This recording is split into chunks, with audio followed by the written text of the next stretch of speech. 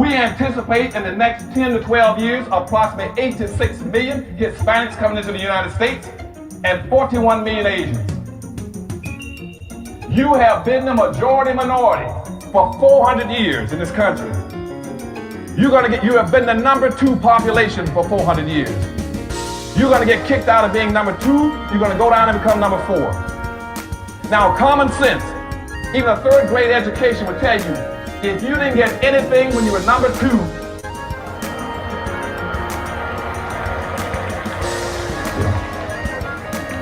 you all jumped ahead of me, but anyway, you can guess what you're going to get when you become number 4. President Biden, do you support reparations? Well, I mean, since I haven't spoken on this, got a chance. Number one, the reason we're the country we are is because of immigration.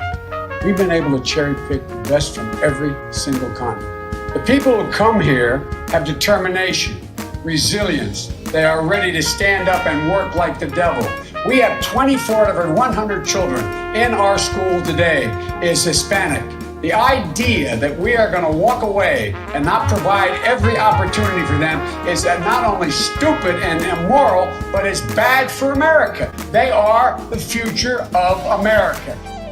At the very same time that America refused to give the Negro any land, through an act of Congress, our government was giving away millions of acres of land in the West and the Midwest. Which meant that it was willing to undergird its white peasants from Europe with an economic floor.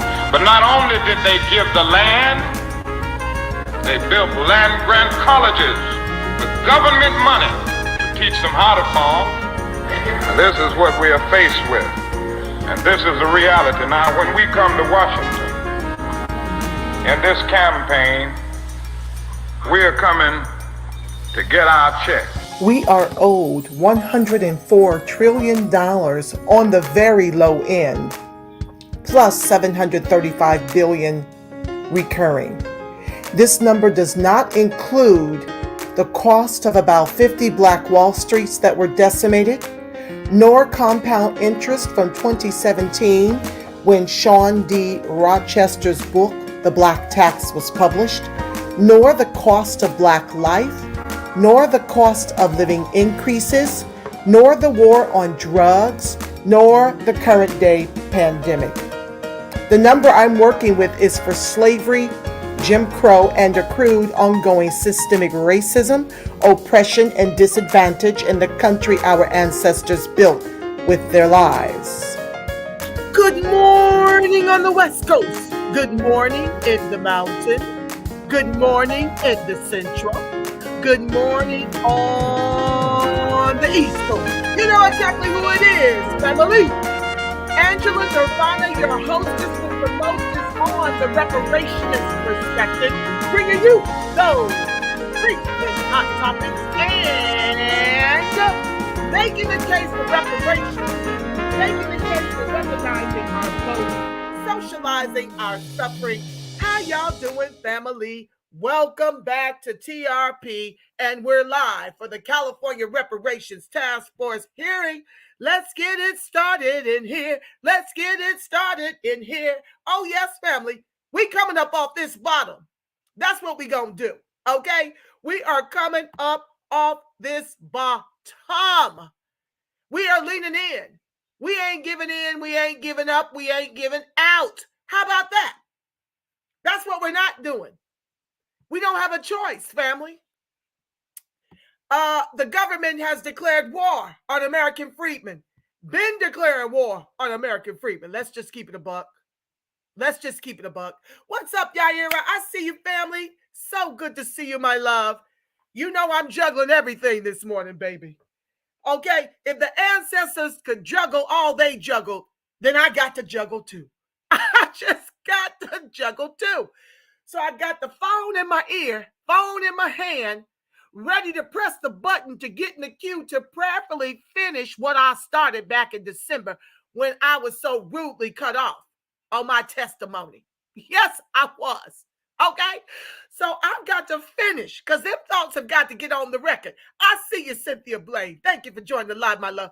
Y'all got to like, share, subscribe, turn on your notifications, okay? Y'all got to do that for your sister. Let me wave my banner up in this piece so y'all can be on constant reminder to share, share, share. Folks don't even know we over here. We should have 1 million folks in the queue. Folks, they don't even know we over here. I'm sorry, y'all. I got my mind on my phone and my phone on my mind. I got to make sure I jump in this queue, child. They wouldn't let me call in early this time. I had to wait till 8:30. I see you all or nothing. Good morning, my love. Thank you for joining the live. Listen, I had to listen, y'all know I like to call in around 7 o'clock. Do you know, I guess they figured me out because they wouldn't open up these phone lines for me to even get in, just for somebody to answer the phone until 8:30. I was like, y'all know I call up in this piece at 7 o'clock in the morning. I feel like it's a conspiracy. I think they plotting against me. They don't want to hear this T.R. Ruth. They don't want this Nirvana smoke. They don't want to hear it. I know they don't. Well, prayerfully, family, I'll get to say the rest of my speech that I was cut off at the task force hearings from last month. Yeah, in December. Y'all saw me. I had an all-out meltdown. But I have been working on my kumbaya. I've been working on a peace mentality, y'all. Because my staunchest comrade, my Republican friend, Shirley, literally gave her life to the social justice and economic inclusion for American freedmen. She gone, y'all. She is gone. And she kept telling me, Angela, stop all this, allowing this fight to get on the inside of you. That's why y'all don't see me this much. Because I had to go a different direction in 23. Before it took me out, it took out our comrade and sister friend, Shirley Huzar. I'm going to post her GoFundMe in the event you guys are able. Please, please, please bless her homegoing services. Y'all know this is Freedman life. It ain't easy, okay, to bury ours because we don't have the luxury of the generational inheritable wealth that we've been robbed of, okay? That these folks done killed and stole, and now they're giving it away, 40 going north to immigration and to line their own pockets and to just basically render the dollar like into nothingness. They're driving the dollar into nothingness. And that's what this real war is about. I see you, my B Sister Rella. Thank you, Brian Barner. Y'all, thank you. Y'all got to keep it lit over here.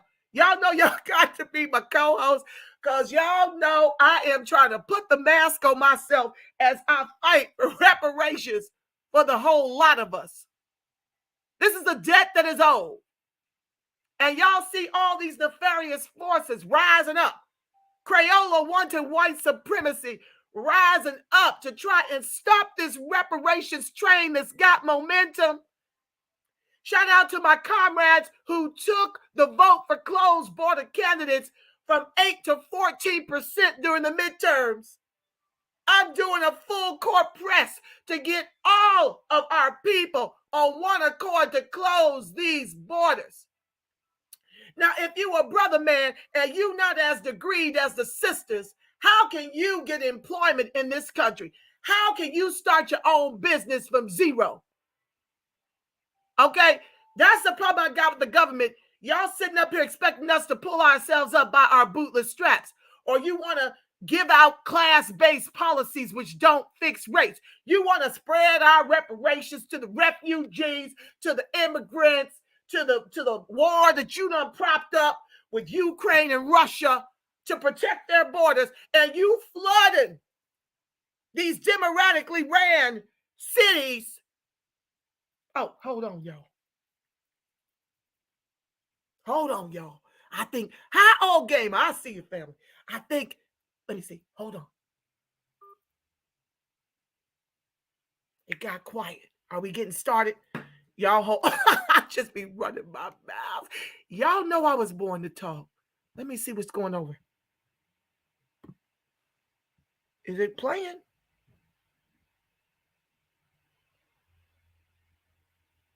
Hold on, y'all.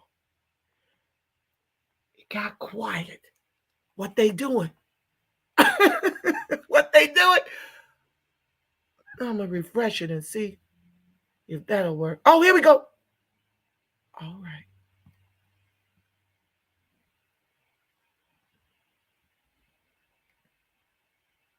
Do they have us on mute? I can't hear a thing.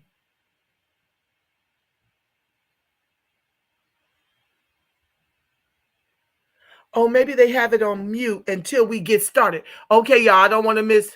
Hold on.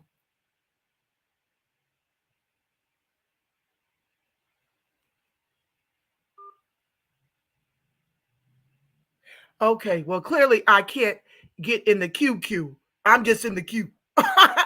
Okay, all right, y'all, I'm back. Yeah, they giving away our reparations and protections 40 going north. I told y'all Crayola wanted white supremacists was Crayola now. All skin folk ain't kinfolk. Hi, sis Angela. Are you on the phone holding to speak also? Oh, yes, I am. Now you know. As soon as 8:29 struck, because they kept hanging up on me because it wasn't time to get in the queue. And I ain't in the queue. I'm just, somebody just took my name down. Don't mean I'm going to get to speak today, but I got my speech ready. Y'all know when you stay ready, you ain't got to get ready, okay? I got my speech. I done chopped it up because I'm going to ask the all too important question. I'm going to ask, how long do I get? How many of these 3 minutes are y'all going to chop down without notifying me? Oh, yes, honey, I'm over here. It's quiet as a church mouse. I guess they got the thing on mute until they formally get started. But we at 9:07, so I'm not understanding why I ain't got sound. I ain't got sound on the phone. I ain't got sound. Hold on, y'all. Hold on, y'all. Let me make sure it ain't me, okay? You know, like Shaggy, it wasn't me. Okay, let me make sure it ain't me. All my volumes are up. I need to make sure, yeah, everything's up. I don't know what's taking them so long, child. The ghetto. They need to get it crack-a-lacking up in here. They owe you 8 minutes. Baby boo! At least 5. Because they took 2 and then 3 for the day. They owe me 5 minutes. Okay, so I'm going to open it up. Before y'all put me on the clock, how much time I got? Because I got a script. I'd rather cut me off than y'all cut me off. How about that? So I got 2 scripts today. Oh, what happened? What are they doing? Hold on, y'all. Do I have to go? Hold on, y'all. It went back.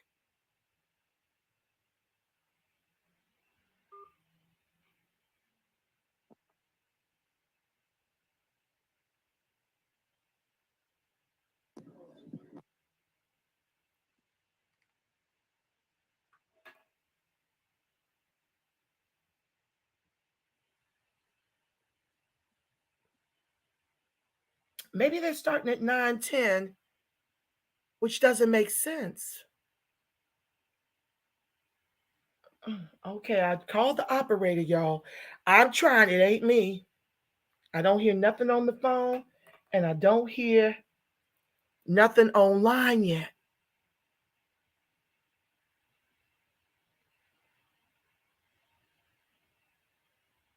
Okay. So today is 3. That total 8. No, it was 2. They let me speak for 1 minute before they cut my mic last time, Yaira. And then it's 3 for today. So that's 5, not 8. But they're not going to give me 5 minutes. I know. Oh, y'all, we got some noise going. I hear something. Let me. Good morning. Good morning. Oh. Good morning. Good morning. 27th, 2023. Welcome, members of the public, to the California Reparations Task Force 12th public hearing, 4th in-person public hearing, and first public hearing of the new year. So thank you all for coming and being a part of history. Before we go into the substance of our agenda, I'll turn to Parliamentarian Johnson for a roll call vote so that we can establish a quorum. Present. Madam Chair is present. Vice Chair Brown? Present. Vice Chair Brown is present. Member Bradford? Here. Member Bradford is present. Member Grills? Member Grills is present. Member Holder? Here. Member Holder is present. Member Jones Sawyer? Here. Member Jones Sawyer is present. Member Lewis? Here. Member Lewis is present. Member Montgomery Stepp? Member Montgomery Stepp is present. Member Tamaki? Here. Member Tamaki is present. Madam Chair, there are 9 task force members and the number needed for a quorum is 5. The number present is 9. Madam Chair, a quorum has been established. Thank you, Parliamentarian Johnson. Now that a quorum has been established, this meeting is officially called into order. Our next item on the agenda is welcoming remarks from the California State Secretary of State, Shirley Weber.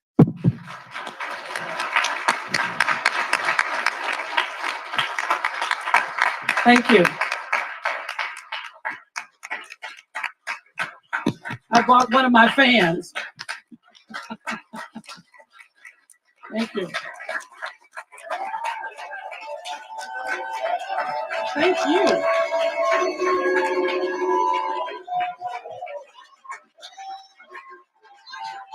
Now you can sit. Thank you. Thank you. Let me, first of all, welcome you to San Diego State University. I'm pleased to be here because this is a place where I spent 40 years teaching. And so it is always good to be home and to see so many of my former students who passed my class clapping. Because there were some of you who left. Okay, I understand that. But let me just, it's good morning to you. We brought the sun for you because, of course the wind as well. But I'm just here to welcome you to San Diego State, make a couple of comments concerning the reparations. It is my honor really to be with this task force today. This has not been an idle task force, it's been an active task force addressing some of the most important issues in California, and they deserve a round of applause. In 2020, it is amazing to me that it's been 3 years now. In 2020, I authored AB 3121, which was the reparations bill. And many persons asked, why did I do that at that time? Well, I did it because one, the bill in DC, once again, had failed. And it'd been 40 years. And we know the history of the numbers of 40 acres and a mule, 40 this, 40 that. And we never seem to get across the line for progress and efforts to make a difference in the United States and across the nation. I also decided that California could do this. You know, California is the one that always does the innovative things that others haven't done. That we could do this. And I knew that we had a legislature, because I was in there with them, who would actually pass this bill in the Assembly and in the Senate. So we know we could get it done. So it was important that we get it done quickly without a whole lot of brouhaha, because we know as long as stuff stays on the stove, it gets hard, it gets ugly, and nobody wants to eat it. And so as a result, we needed to work fast to get this bill passed and signed by the governor. I also knew that California had the resources to accomplish it. California is the 5th largest economy, working to become the 4th largest economy in the world. So we have resources in California. In addition to that, we have an educational structure that is second to none. The institutions of learning in California in the post-secondary area are amazing. No one has a University of California system, a Cal State system, and an array of community colleges like California. So we have the brain power, the knowledge to basically do this if we choose to. And so this was a place for us to be in California to raise this issue. Additionally, I recognize that if we could demonstrate, which we can, and we have in this task force, that racism and slavery existed in California, all the way from the Mason-Dixon lines and on the east coast of Virginia and North and South Carolina to come all the way across to the California. It proves that this issue is systemic and it is across the nation. It's not just confined to slave states. that the damage is done across the nation. So I knew we could do it, and I'm grateful for them doing it. You are going to have some conversations about those 5 issues that have been raised. I want to urge this task force to basically make sure that we do not lose sight of who the people are that we're trying to help, that we make sure the language is clear so that it doesn't become a free-for-all, that this is actually a harm issue. We know that in this state, race doesn't matter to them. We know that they're not going to deal with anything that deals with race. We've seen this recently in some legislation with regards to kids getting money to schools and those kinds of things, and we've had to shape and redefine it's there. But they will deal with harm. If damage has been done, and it has been, it is their job to fix that damage. And this nation has done that over and over again with other groups. So we're fully aware of the fact that this is a harm issue.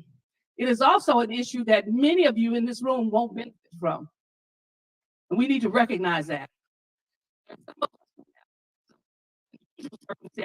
Actually overcome some of the challenges faced. That doesn't mean we got equity or fairness in it, but we've learned to overcome the challenges that are there.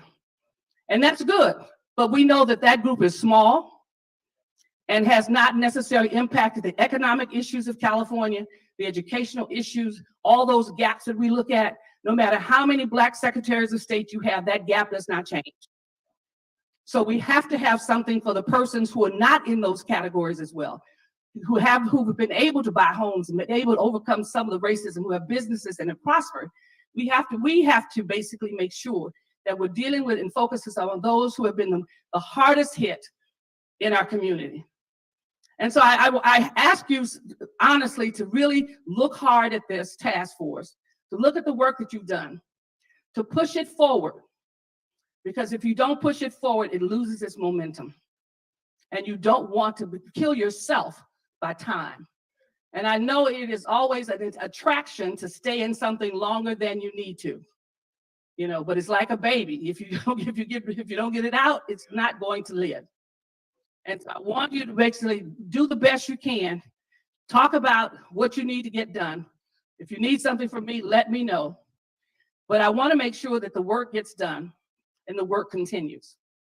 And that is extremely important. And this is one of the first steps, because San Diego has turned out because they want to know what you're going to do. They want to impact it. And they're strong supporters of reparations. And we will need every supporter in California and beyond to pull this off, to make sure that we make a difference. So as you're looking at your 5 things that you have to answer about residency and so forth and so on, make sure that whatever your recommendations are will really change the experience and the life for African Americans in California. That is important. We don't need token things given to us that in the end, nobody knows what happened, nobody knows who got it, and we're still standing in the same hole we were in 2022. So make sure that your recommendations are going to have lasting impact, that it's going to be a change agent, that it's going to address the issues of the institutions that we face.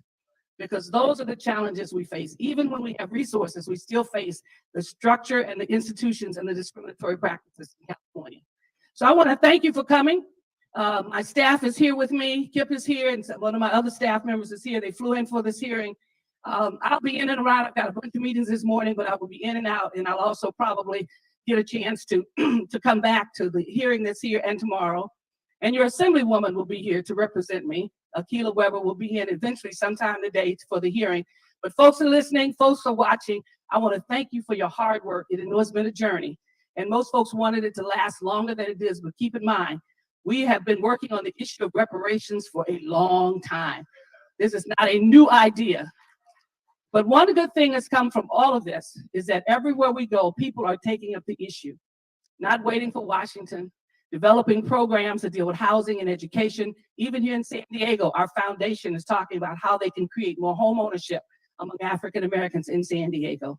So everyone has decided that reparations is their job, that they have to, if they're chair of something, an institution, they need to be addressing this issue because of what you've demonstrated in terms of the information that's there. So thank you so very much for all the research that's been done, all the work that's been done in writing the report and taking us to this point. We know there are many more places we need to do, and a lot more work that needs to be done. But we also recognize that I did 3 years ago. I couldn't wait 40 more years. You know, I don't think I'll live to be 110. So, you know, so as a result, we had to get it done now. Okay, thank you guys for coming. Welcome to San Diego. So good to see you all out of the little boxes my kids talk about on Zoom. It's good to see you out of the little boxes and in your faces here. And if I know some of you wanted to chat with me at some point, my staff is here. Make sure you get in touch with them. While you're here in San Diego, we'll try to figure out something. Okay, thank you so much.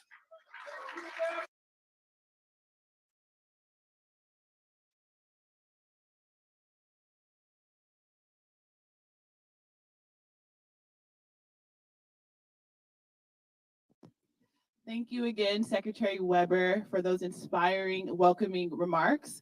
I would like to acknowledge the City of San Diego Mayor, Todd Gloria, if you had it.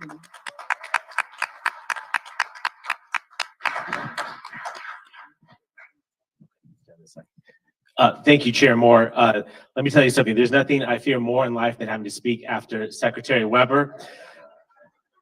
You can see that we are so blessed and so fortunate to have Secretary Weber, not just in the role that she occupies, but her continued presence here in San Diego, which makes a difference.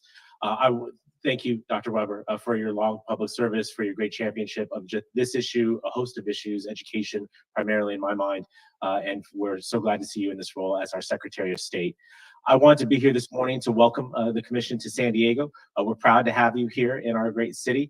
I want to give a special welcome to my former colleagues, Assembly Member Joan Sawyer and Senator Bradford. It's good to see you both. I miss you, although I like seeing you better here in San Diego rather than Sacramento.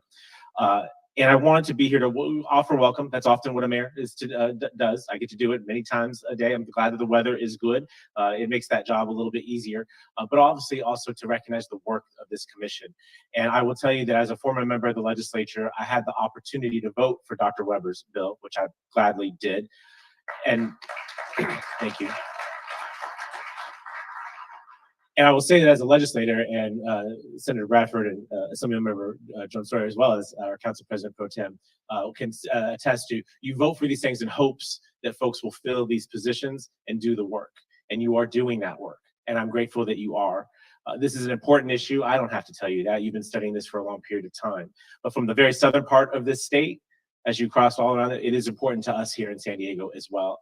And so I wanted to not just welcome you to San Diego, but to thank you for your service to your state. And on behalf of many people who are looking at this issue, craving strong, clear answers, real action, we appreciate your willingness to do that work, recognizing that you're professionals whose time is extremely valuable and you're choosing to dedicate a considerable amount of that time to the benefit of your state. So thank you. I wanted to just share briefly, if I may, about what we're doing in San Diego. And I'll tell you that our efforts in this regard are really led by our Council President Pro Tem, Monica Montgomery Stepp.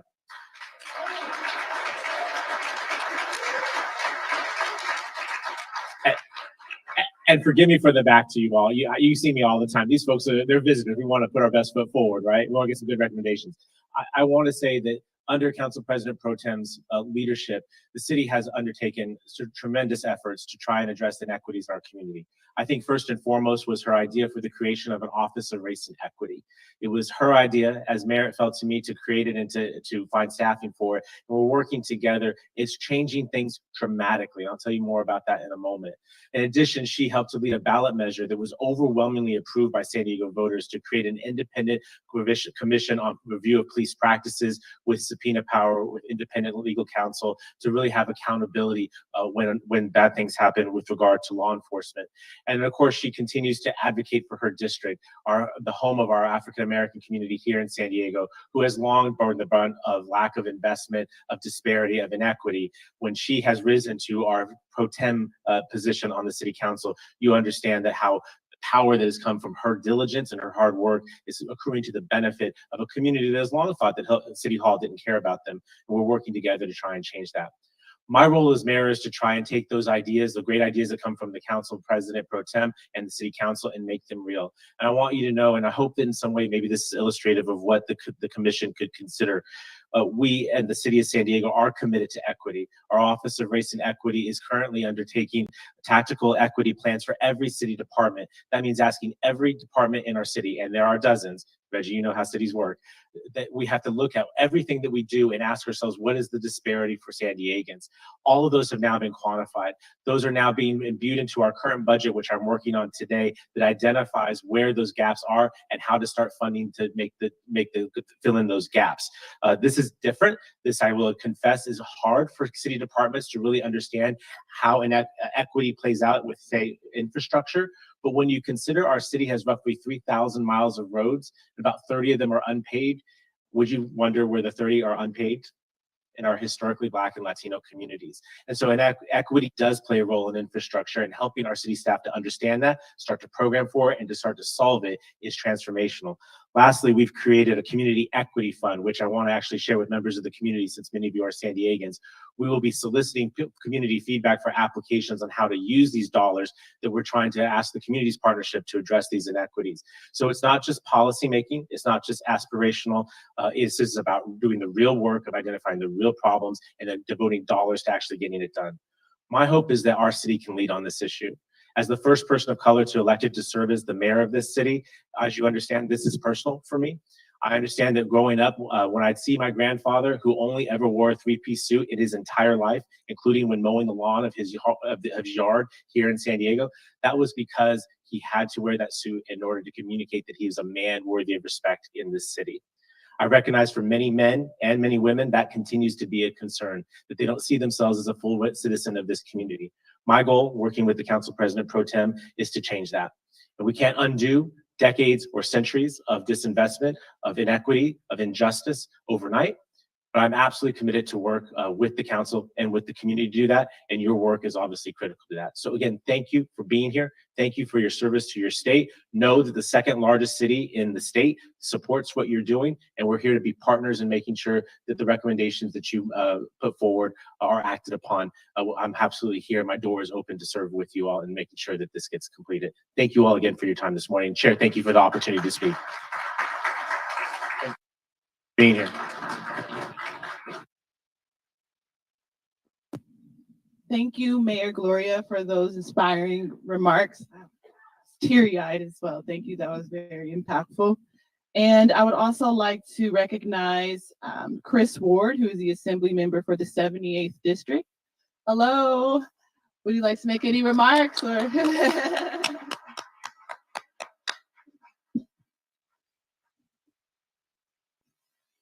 Oh yeah, sure, the reception. Well, thank you. And I also wanted to extend a good morning and a welcome here to the San Diego region. We're at the interface of the districts represented by myself and my great colleague, Dr. Akilah Weber. And I want to have a special thank you again to our vice chair, my colleague, Mr. Jones Sawyer, and Senator Bradford as well for coming down here. And I miss my colleague every day, Council President Pro Tem Monica Montgomery Stepp. Want to get to public comment because that's why I'm here and my staff is here, is to make sure that locally we're listening to the input that is so important here. Thank you for the work that you've done over the course of the past many months to be able to lay the foundation. But as my colleagues and I know, right now is time to act. To reference back to what Secretary Weber was mentioning, we don't have time to wait. And we, of course, have bill deadlines coming up soon that we can begin to take some of these recommendations and the foundations that you're laying into action this year. And so I'm excited to be a partner in that. We should clap for that. And whether we're working on our policy or our budget decisions that help us make sure that we're working on remediation, I know that we're not just addressing, and importantly addressing, the foundational work that was the establishment of this task force, but we're also intersecting with so many other issues of inequity that transcend all of our communities here that are important in California. And so your work is going to go beyond just that core foundation. Your work is going to really be pivotal to be able to help so many Californians that have been affected by the injustices, by the inequities that we see in our educational systems, in our housing systems, in our economic opportunities. This is going to be groundbreaking. And so I'm grateful for the work that you're doing, and my staff and I are excited to be able to listen here today to San Diego's input as we consider exactly how we're going to work on some of those remediation efforts. Thank you for your service.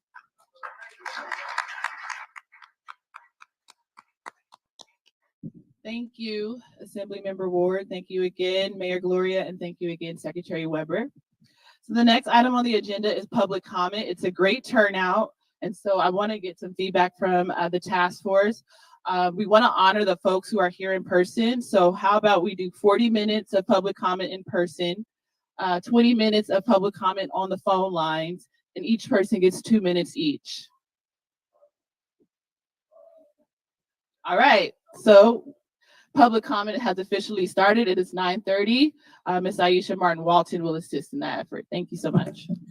Good morning. My name is Aisha Martin Walton. I'm with the California Department of Justice, and I'd like to welcome the task force, the public, and folks on the call. The task force would like to hear from you. Your public comments are very important. As the chair indicated, you will have 2 minutes today to speak. And please be advised that you may be politely interrupted and notified when your 2 minutes is up. But however, please know that you can always attend any of the reparations meetings in person or on the call. We have several more before the project ends. Also, you can always submit written comments to the task force at taskforce@doj.ca.gov. So let us begin. First commenter, please. Greetings. Thank you guys for your work, though. I appreciate it. CJ, Chris, thank you for the information. As I went back and I saw that assembly, Reginald Sawyer Jones said that something about we have 2 jails that was shut down, that was closed. As I look over the 5 things we need is rehabilitation. That's one of the 5. There's no way that we are getting rehabilitated in these jails today. And I heard you guys say, oh, well, let's train them better. No. We got 100 million acres of land here. The government owned 45.5 million acres of land. A jail is only 300 acres of land. Now, if you guys want to be serious about reparations, let the last go first on this one, Pastor. We need to look out. I lost one brother in 2011 in the penitentiary. He died from the staph infection. 4 years ago, my brother, older than me, another older brother, got sentenced to 27 to life for manslaughter, which only carries up to 11 years. They're still doing the George Jacksons today. Soledad, brother. Let's stop this. Let's get this land and put our prisons. We want those 2 prisons. We want our own staff there. We want Judge Joe Brown, Judge Mathis, or whoever to be there to give our people the right judgment before they get out of jail. We got resources up the yang yang. We can't let them keep trying to experiment with us. We know what it takes. We got agape love for our people. No more Philadelphia brother love. We want agape. Only way we gonna get it is from our own people, because they're gonna care about every single inmate. 3 black people die every day in the prisons in the United States. 3.21 to be exact. So every time you eat breakfast, pray for 1. Every time you eat lunch, pray for 1. Every time you eat dinner, pray for 1. When you eat your snack, get ready for the next one. So that's all I ask, that you guys can consider. This 40 acres in the mule that we was promised a long time ago, let's stick with that. All right, I'm gonna talk real fast. I am Friday Jones. My name is Constance Jones Muhammad. I'm the president of the National Assembly of American Slavery Descendants, former co-chair of Los Angeles chapter, founding member of CJEC, vice president for the Los Angeles Reparations Task Force appointed by Mayor Garcetti. Today, I'm talking as an individual. We are the grassroots of this California movement. Before we were organizations, we were people with a common history, picking up the torch of our ancestors and living relatives to further the deliverance of reparations to descendants of persons freed through the emancipation under the US Constitution. There are people that would diminish our collective works. We are the people that work with Dr. Weber to add language to AB 3121 when it was a bill proposal. We are the people that championed the bill through the State Assembly and Senate. We are the people that organized prominent individuals to call Gavin Newsom and push him to sign the bill. Nationally, we are the people that submitted HR 40's edits to Sheila Jackson Lee and the Judiciary Commission. We are the people that requested a presidential executive order for reparations in August of 2021 with our landmark Repair Act presidential priorities demanding additional policy like reestablishing the Freedmen's Bureau. We asked for ASL to be at the very first hearing, and it took someone to show up at the December hearing with a disability, and there is no evidence still that ASL interpreters have been made a permanent part of these hearings. ASL is culturally relevant, and you all basically miss an opportunity to introduce people to Black American Sign Language, which was born out of structural racism and which became a necessity. I was supposed to read a poem today from inmate Lester Polk. However, I didn't receive the poem in time and will email it, but inmates do not have access to these hearings. There has been no effort to provide inmates with an email or physical mailing address to provide public comment to this body. Inmates cannot access state websites. There must be accommodations made in both of these spaces. Thank you for your work. The critics that misrepresent our work, thank you, because you make us work better. Thank you.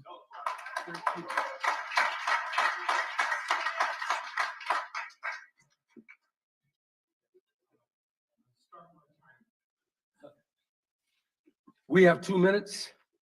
Thank you to all. I was cut short before, unfortunately. And so the thing is, I really appreciate every member here.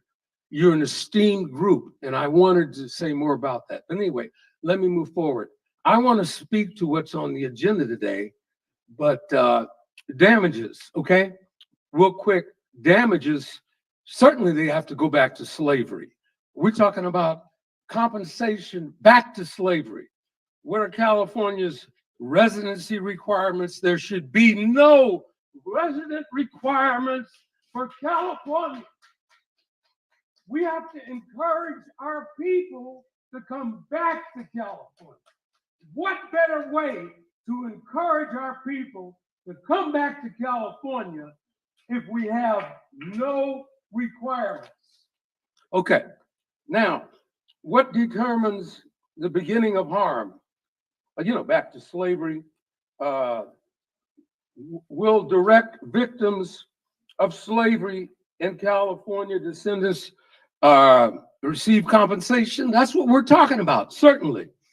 How will reparations be paid? Immediately. and all damages. I've got some thoughts on that. I'm Reverend Tony Pierce. I'm the CEO of Black Wall Street Project. We're a global organization. We have offices in Canada, Mexico, all over the world. And so we're all in this fight with you. How will reparations be paid? Let me say something real quick.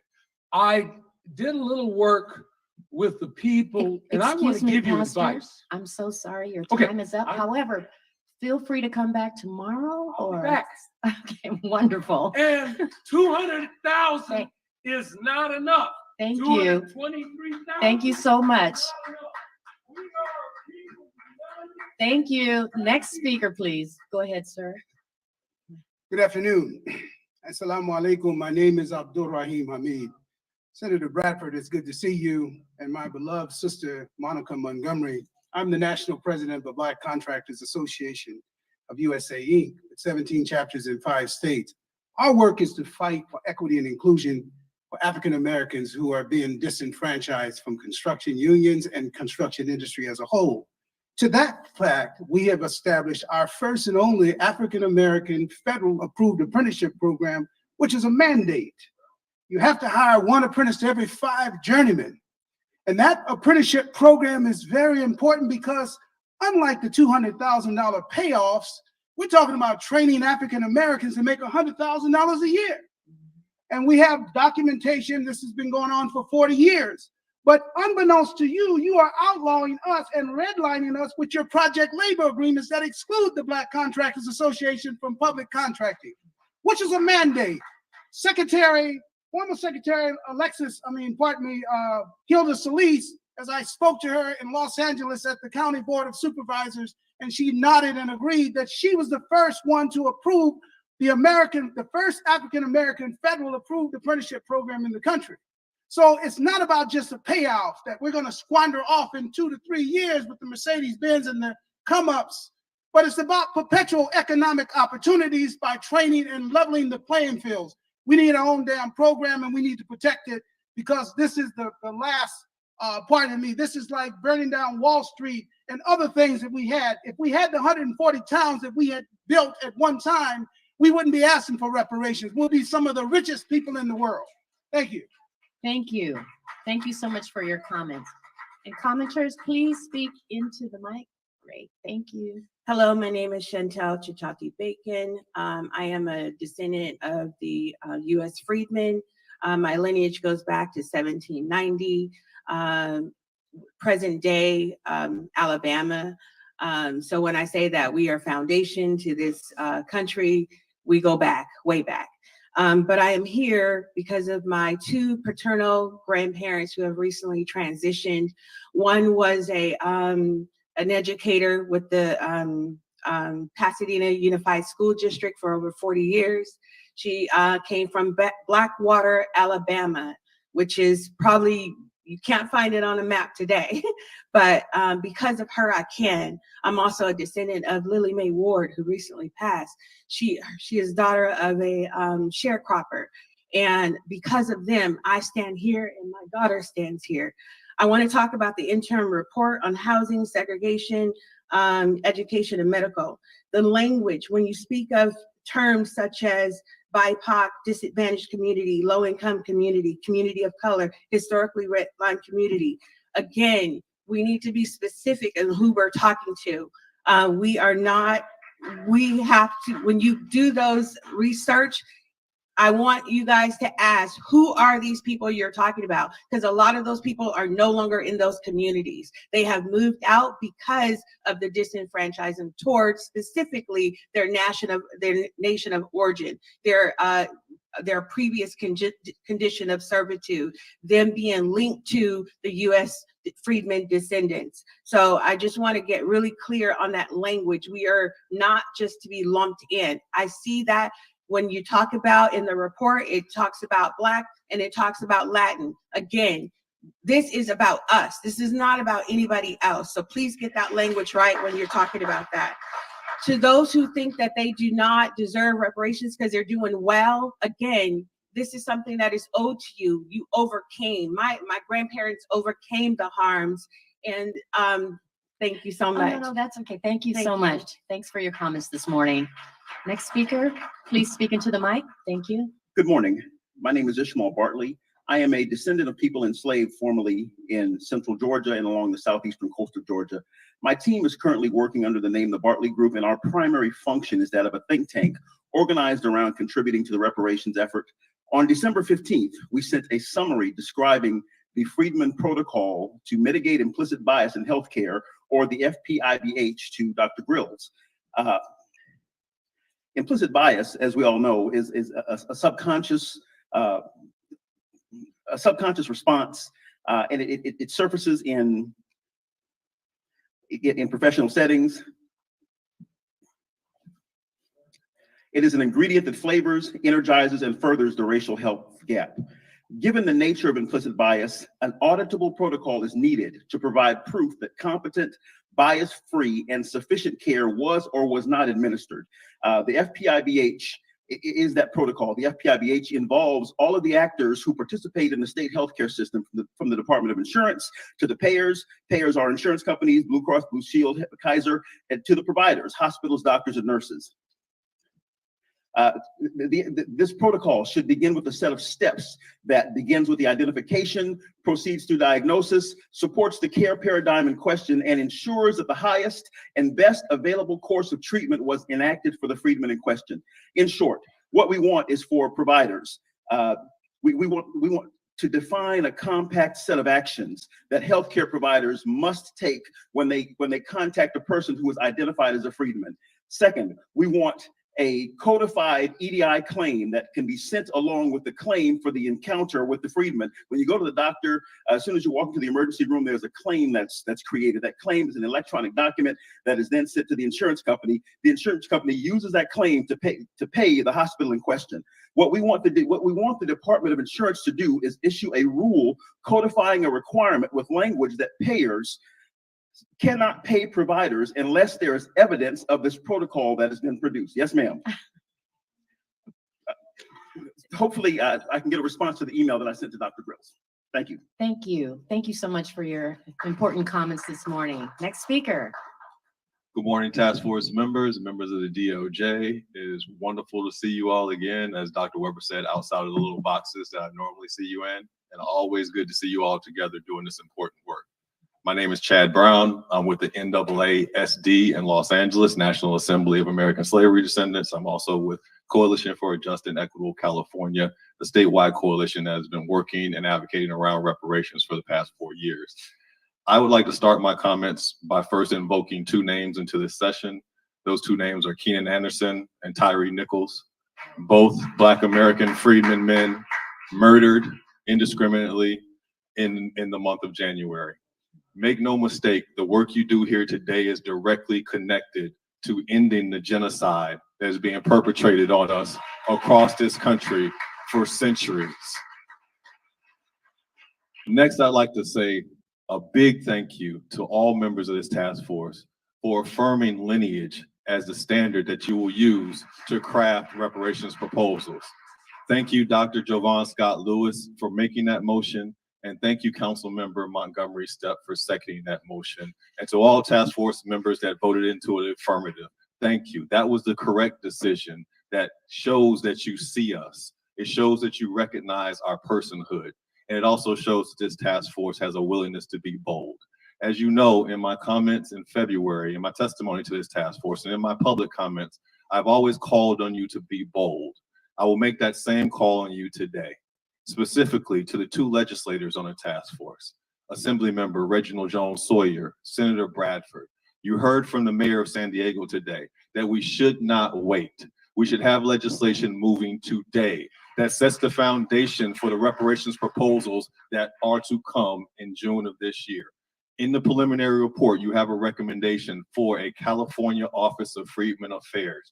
There is no reason why we cannot write that legislation today, establish that office so that it is in place to implement the reparations proposals that you will approve at the end of this task force.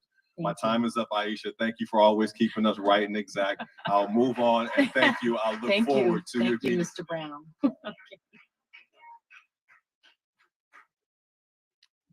You can adjust the mic. There you go. Good morning, Chair Moore, Vice Chair Brown, task force members. My name is Marcus Champion. I'm a member of CJAC, NAASD. I'm a California resident. I'm from Inglewood, and I live in South Central. Again, I want to encourage Senator Bradford and Member Jones Sawyer to start pulling from submitted proposals and have legislation crafted that can start to move in this session. The most important being the institution of the Office of American Freedmen Affairs. This office will handle eligibility. This office is also vital for the long-term implementation of reparations policy in the state of California. The task force is almost over, but we are just getting started. Let's get the policy moving. American freedmen deserve bold policy and to be made whole. Direct cash payments, tax exempt status, free college education, grants for home ownership, business grants, access to low to no interest business capital and funding, access to low to no interest home loans, protected class status similar to that of Native Americans, and many, many other policy solutions. I also want to bring attention to the role of communications. The Daily Mail has published multiple articles of misinformation on the task force. Fox News has now begun to put out misinformation, with Tucker Carlson misrepresenting the work done so far as the intent and purpose of the task force. He also sent out dog whistles to uninformed, low information racists who want justice denied. We need the communications firms ready to proactively dispel misinformation and ensure the task force is at all times properly represented. To my family, my fellow African-American descendants of persons enslaved in the United States, we are the generation to conclude this reparations journey. Our children's children and beyond will know a much different world. When it comes to justice, when it comes to reparations, we can't be stopped. Thank you. Thank you. Thank you, Mr. Champion. Next speaker, please. Hello, good morning, everybody. Greetings to San Diego. My name is Ralph Johnson. I'd just like to run by a couple of things real quick. First, to the task force, thank you, thank you, thank you. You're doing a monumentous job. A lot of people are trying to kind of, make it not seem like it's so important. I'm not a history buff, but for my little research, this is about the closest thing to Reconstruction. But anyway, thanks. Y'all doing a great job. Also to Governor Newsom, Attorney General Bonta, and the Honorable, and last but not least, the catalyst of this movement, the Honorable Dr. Shirley Weber. She's on top of it, y'all. A quick background on my family. I'm the number 7 of 8 children. We're all born here in California. My mom and dad are both from Texas. Soon after my dad served in World War II, he was also a Buffalo soldier. They met, married, and settled here in California. One last thing. In closing, as we head to the final stretch of all of this, everyone who's in support of what we're doing here in California, stay focused, be prepared for the pushback, the distractions, the negative energy, because it's coming, y'all. It's coming. It's coming. So just stay focused. Just stay focused. We could be our own lobby for equal rights and justice because a debt is owed. Thank you. Thank you. Next speaker.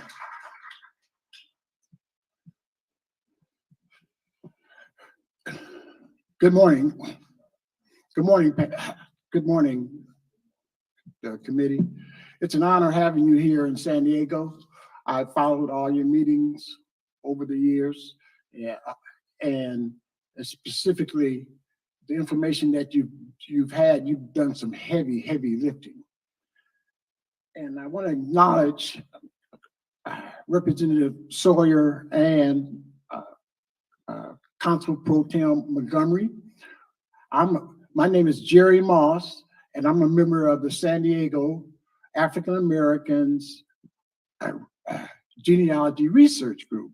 And we conduct research, and that's what my goal is. And we had an outreach program at the San Diego Downtown Library, and we had a lot of people who participated. Our goal is to help people find their families and also build their family trees.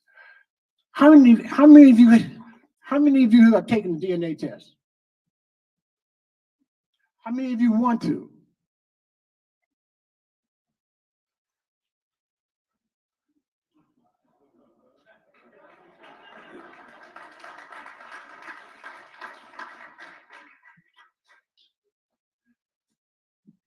How many of you know your 4 grandparents? Your 4 grandparents.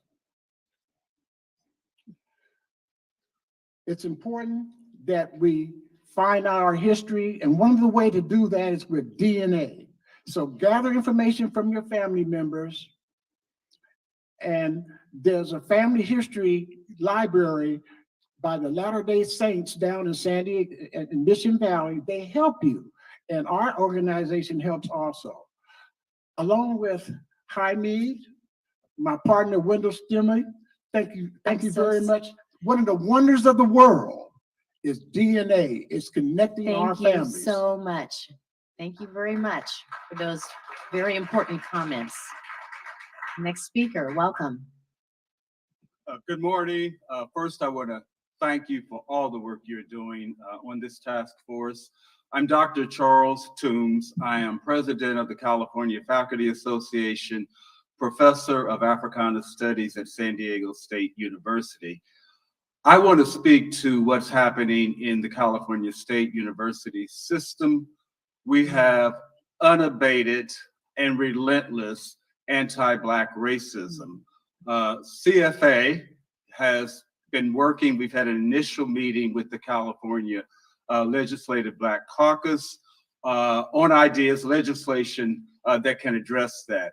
A couple of ideas I would like this task force to consider is free tuition for Black students in the CSU, also resourcing Black resource centers and developing them on our campuses, also doing something to address the retention, recruitment, and promotion on our campuses of Black faculty. Many of our Black faculty are leaving the system because it is just not working for them. We have done a lot in CFA to address policing on our campuses, and we're still pursuing that. So in a nutshell, the California Faculty Association is certainly willing and able and committed to working with the task force in any way that we can to address the anti-Black racism in the CSU. We also think that our campuses should be designated as Black serving institutions with all of the resources that would be a part of that. Thank you so much for your work. Thank you, sir. Next speaker. Greetings, Chair Brown, Chair Moore, Vice Chair Brown, and members of the task force. My name is Dimlis Johnson III, and I am speaking on behalf of Black Californians United for Early Care and Education, also known as Black ECE. As a result of historically deficit-minded policies, the ECE system is steeped in anti-Black beliefs and practices, thus reproducing racialized harm. We aim to ensure California's ECE system is culturally affirming for Black children, families, and early educators, and the ECE policies and resource allocations are aligned with match such vision. Full interim report does not explicitly call out the distinct experiences of anti-Blackness in Black children, families, and childcare providers in California's early education system have historically endured. Black ECE's 10-point plan uplifts the necessity and demand for a specific and tailored approach to fully invest in the Black whole child, whole family, whole ECE workforce, and whole community approach. California's early education system is at a critical inflection point that is on the brink of further oppression of Black children, families, and childcare providers. And given the historical context of Black women being the nation's first caregivers, it is imperative that the task force includes a recommendation that elevates the child care and early education system. Black ECE will be formally submitting a letter to the California Reparations Task Force in February to consider adding early education into the California Reparations Report. In the meantime, please feel free to visit our website, blackece.org. Once again, that is blackece.org. Thank you for your time. Thank you. Next speaker. Every other city I go, I see the same organizations. I don't see Black Americans at all. Where are the communications to the Black Americans? We haven't seen any billboards, any commercials about reparations for 2 years. It's the same people in these meetings. And the same people in these meetings also said that they put in legislation that Black Americans don't know about. Okay? American freedmen, Black American freedmen, which one is it? Everyone doesn't approve. So the grassroots for Black Americans will be doing surveys for Black Americans because nobody knows. My parents, my family don't know. People around me don't know. People in church don't know. And I am a Black Californian, and people outside of California are making legislation for me. I don't like it. I am from LA. I was born in San Diego at Balboa Naval Medical Center. So I think I have a claim here as well. I'm a Black American. My father was in the Navy. My lineage fought in every American war. My forefathers on my mother's side came from Georgia, like Biddy Mason. She was dark, but she was classified as mulatto. So we need to get the reclassifications in orders as well, because later on she was reclassified as what? Negro. It's not in the internal reports about reclassification. It needs to be omitted. Chapter 1, page 40, on section 7, terms used throughout the report, whoever speaks on the importance of terms. And since I said all Black Americans are not African, I've been met with criticism called pretendian, and that's a derogatory and racial slur. And people, again, all Black Americans are not from Africa, but I did not negate that Black Americans did not descend from Africa. So I've been met with harassment. And where is the communication funds going? I heard it was $1.5 million. It's been 2 years. Again, it's not a known thing. Where's the billboards? Where's the communication? And I'd just like to say, we need to make sure these eligibility statuses is correct for everyone that are eligible for reparations. Thank you. Thank you so much for your comments this morning and coming out. Just a quick check-in, excuse me, one moment, Speaker, Chair Moore. It's 10 o'clock. We've got 10 minutes remaining. So our next speaker. Good morning, task force members. My name is Josiah Williams. I'm with the American Redress Coalition of California Bay Area and the Coalition for Just and Equitable California. First, I just wanted to thank you for basically being in line with Dr. Weber's intent to have the lineage of descendants of U.S. chattel slavery as the Horn Party in regard to reparations. I wanted to add that, if there is anyone else that has their own claim, they can definitely write it up, get someone to champion it, and I will support them in that effort. But this is for a specific group of people.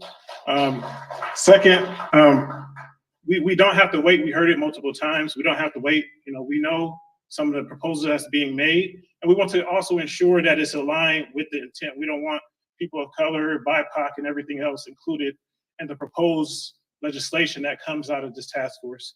And lastly, we heard a lot about the communications.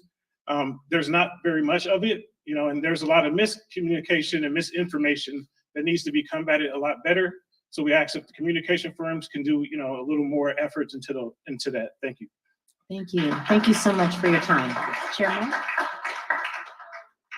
Good morning, everyone. I'm Lakeisha Milner. I'm from Los Angeles, and I'm here because I hurt, and I want to know how to heal through this chattel slavery from years of just looking at my parents growing up here, my father working in World War II. They sending money back home to pay for their wood cabin that they lived in, and the money not getting to the government, so someone took their home, or their log cabin, where 12 of them grew up in a one-bedroom log cabin.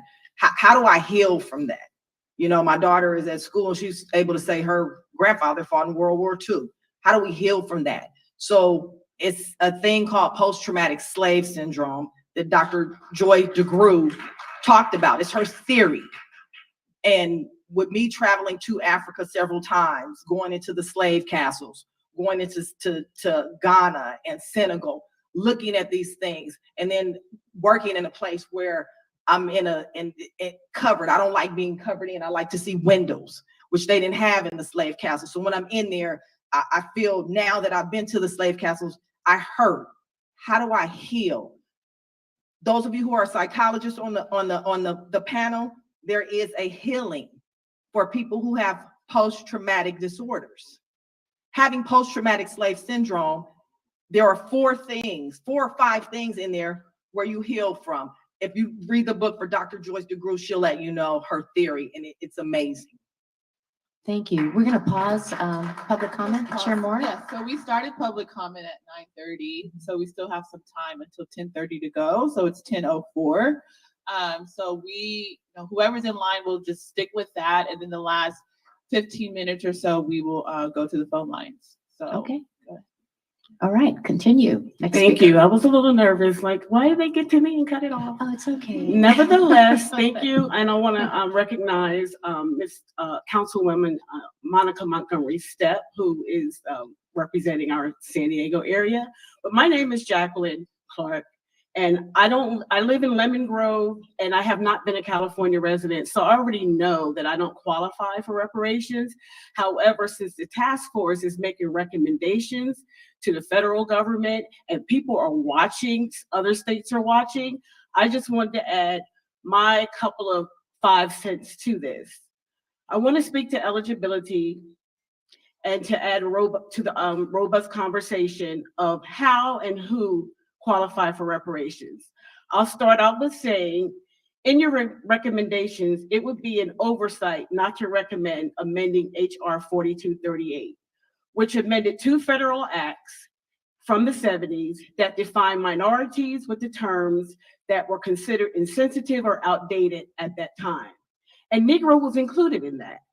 The Department of Energy Organization Act and the Local Public Works Capital Development and Investment Act of 1976 were those 2 acts. And to two of Dr. Weber's points, be certain that language is clear and everyone won't qualify, but making sure that those who are entitled have a clear path to qualify. William A. Darity Jr., an American economist and social sciences researcher and professor of public policy and author of From Here to Equality, Reparations for Black Americans in the 21st Century, is quoted as saying, "We propose that there are two criteria for eligibility. The first is what we refer to as a lineage standard. An individual would have to demonstrate that they have at least one ancestor who was enslaved in the United States. And then the second is an identity standard. An individual would have to demonstrate that for at least 12 years before the enactment of a reparations program, the individual would have had to self-identify as Black, Negro, or African American. It is Negro that I'd like to focus on." Excuse me, I am so sorry to cut you off in the middle of your sentence, but your time is up. Thank you. But feel free to come back tomorrow. I certainly will. Oh, perfect. All right, thank you. Next speaker, please.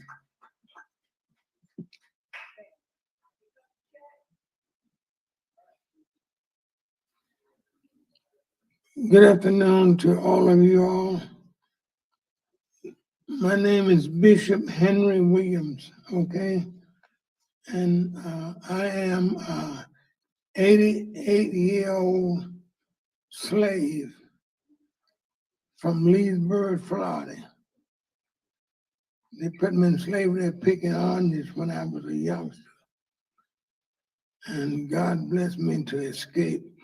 But there was a lot of many bodies, over 20 young Black was buried there for trying to escape. Shot down the door by a shotgun. And I'm also asking help from that to number one, to be able to go back there and dig up them bodies. I promised a lot of the mothers and fathers when I got back to Dothan, Alabama, that I would get some people to come back there. Over the years, I turned this into the FBI's, news people and everything. Nobody did anything, okay? But if I get the money, I would pay to go back there and take people back there to dig up them bodies and everything back there. About 20 or more young Black men buried on each side of the road going in. And I'm also here to speak on the Freeman Bureau. This is money that's owed to Black peoples, just as the Emancipation Proclamation, okay? And I want to say something here. This is something here that people should look at. I've been in this for 40 years, 50 years actually, researching, investigating reparation. And whether y'all know it or not, there was a Black hero, a cousin of mine, picked up a rabbit and everything when I was out in the field, cotton field, 5 years old. He said, "You want a rabbit?" I said, "Yeah." He outrun the rabbit, caught a rabbit and tied a string on the rabbit's leg, brought him back and gave him to me. I have memories of that. Thank you, Bishop. I'm so sorry to cut your time off, but the task force really appreciates your comments, and thank you so much for coming out today. Thank you.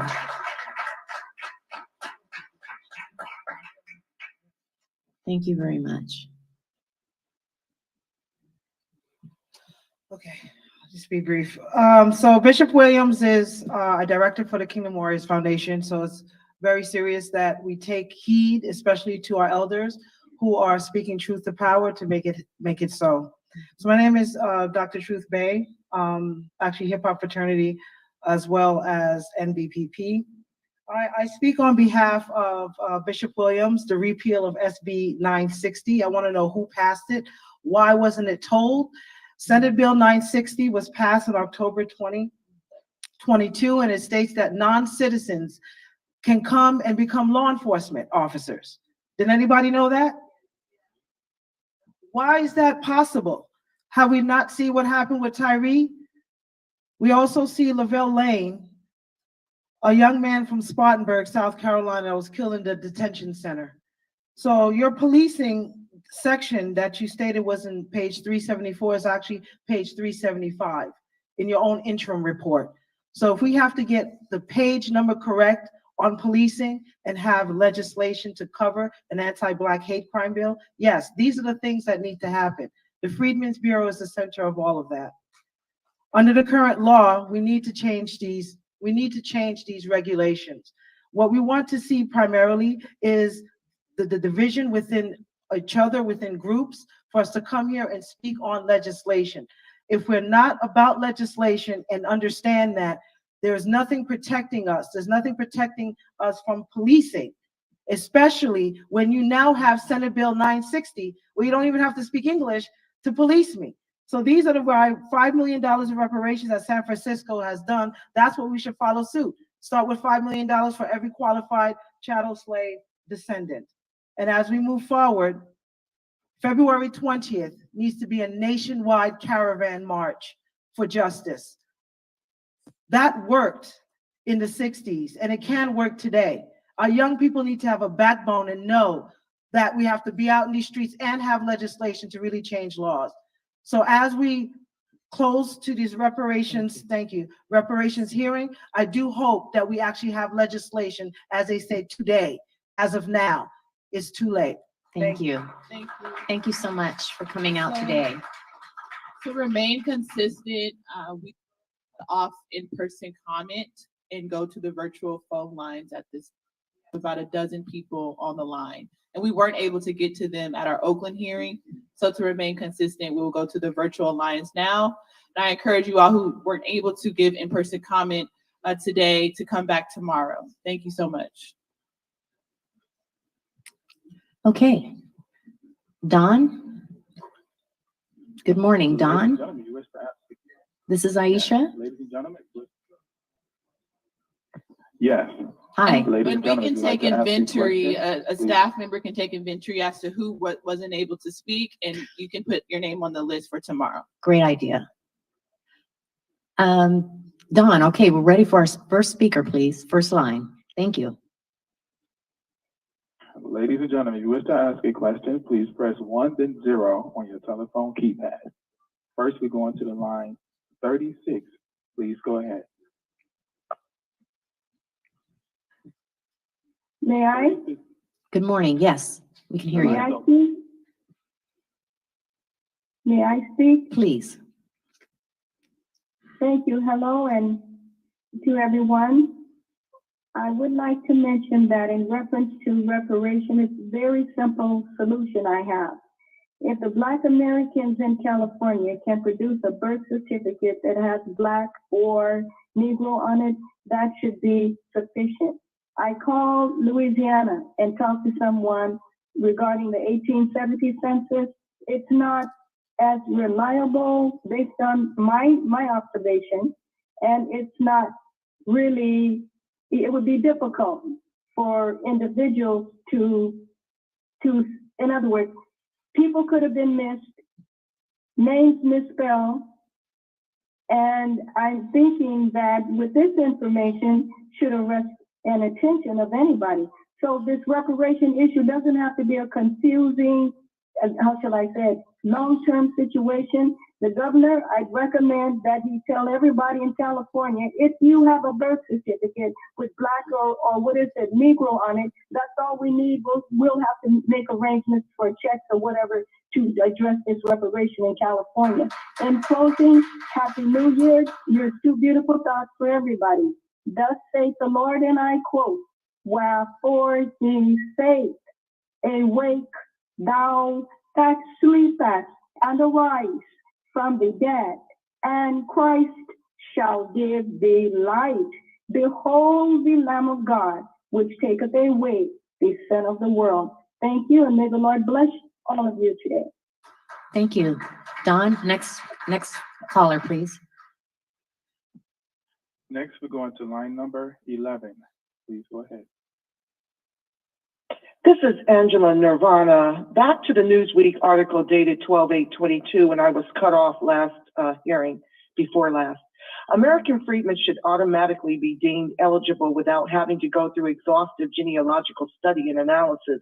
The only proof that should be required is a birth certificate from your line with Negro or colored on it. All American freedmen in the state of California and those who've been legislated out of California since Newsom signed AB 3121 should be eligible.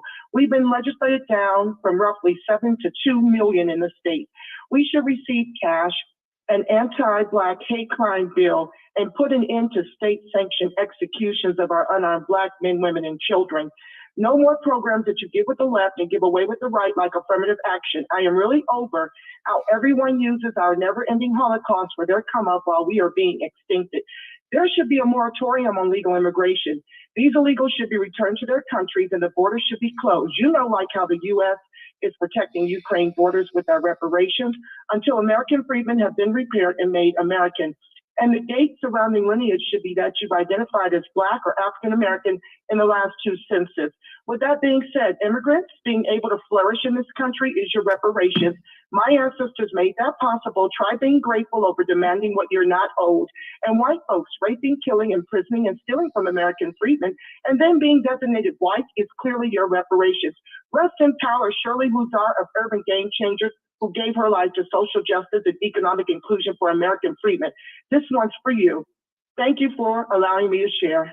That's my time. I'll Thank end you. there. Next mic, please. Next, we go into line number 21. Please go ahead. Hello. Yes, hi. My name is Mimi Velasquez. I am of dual lineage. I have a grandparents that are from Louisiana, and then I also have a grandparent from Haiti and another from Puerto Rico. I am calling because being that the committee did rule on lineage, I am glad that that has happened, because simply going off of a birth certificate that says Negro or colored or, you know, the various different races that they use is not enough, because that allows anyone in. And then you also have the issue in regards to African Americans that were very, very light skinned, as my father was, who basically was deemed a white boy in childhood, and then was finally a Negro when he walked into a Long Beach hospital with my pregnant mother. So you have that, you have that, whatever you call it, that discrepancy. But it needs to be based on lineage. You need to be able to trace your ancestry to someone that was enslaved by this country or its colonies. Letting just any birth certificate allowed in regards to, again, saying Negro or colored is going to allow anyone in, and they might not necessarily be a descendant of someone enslaved in this country. You know, they could be a descendant of someone enslaved in Haiti, a descendant of someone enslaved in Puerto Rico. They can be a descendant of someone enslaved in the Bahamas.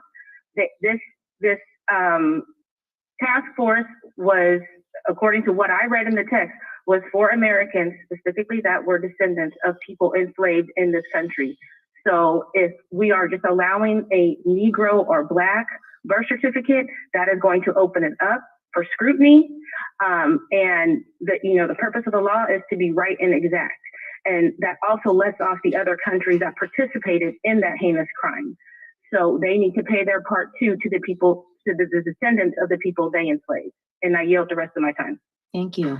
Thank you very much. Next line, Don, please. Thank you. And next, we're going to line number 18. Please go ahead. Hi, my name is Nell Jensen. I am a retired teacher, and I'd like to commend and thank the panel for their efforts. I am Caucasian, and I am for reparations for descendants of slaves. I want to address the where the money is coming from in order to make the reparations. Slave owners were Democrats. Southern Democrats formed the KKK. Jim Crow laws were enacted by Southern Democrats.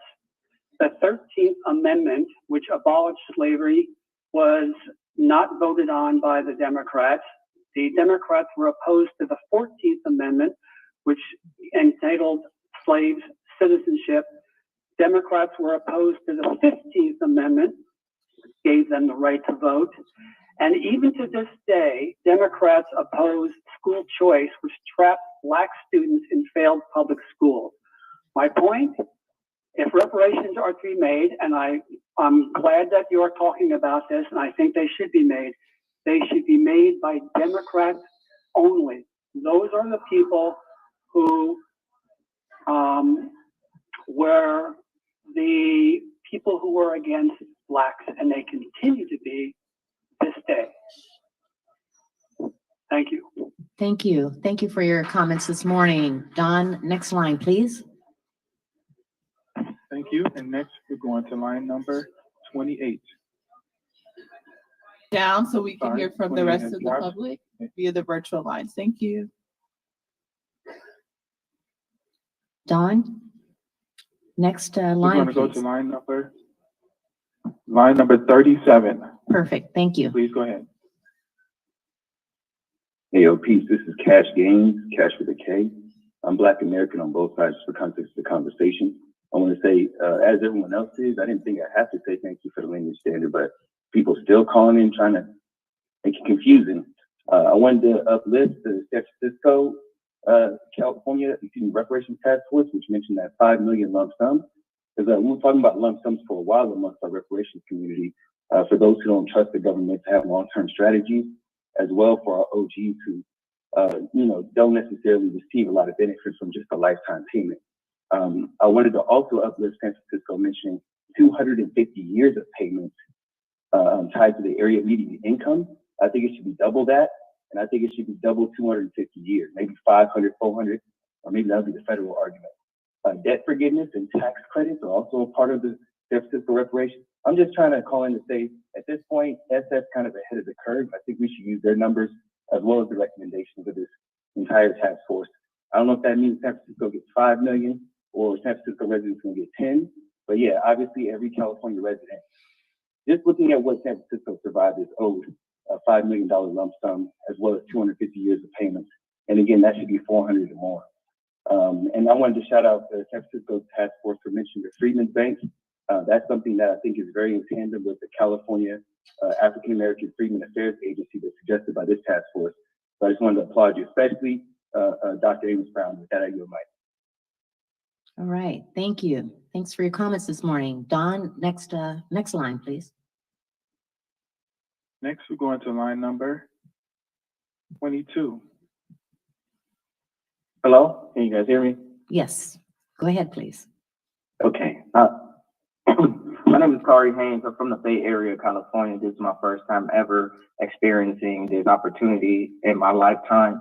I have 4 ancestors or great-greats that were enslaved, and 2 of both sides of my family, slave owners, are also in my DNA.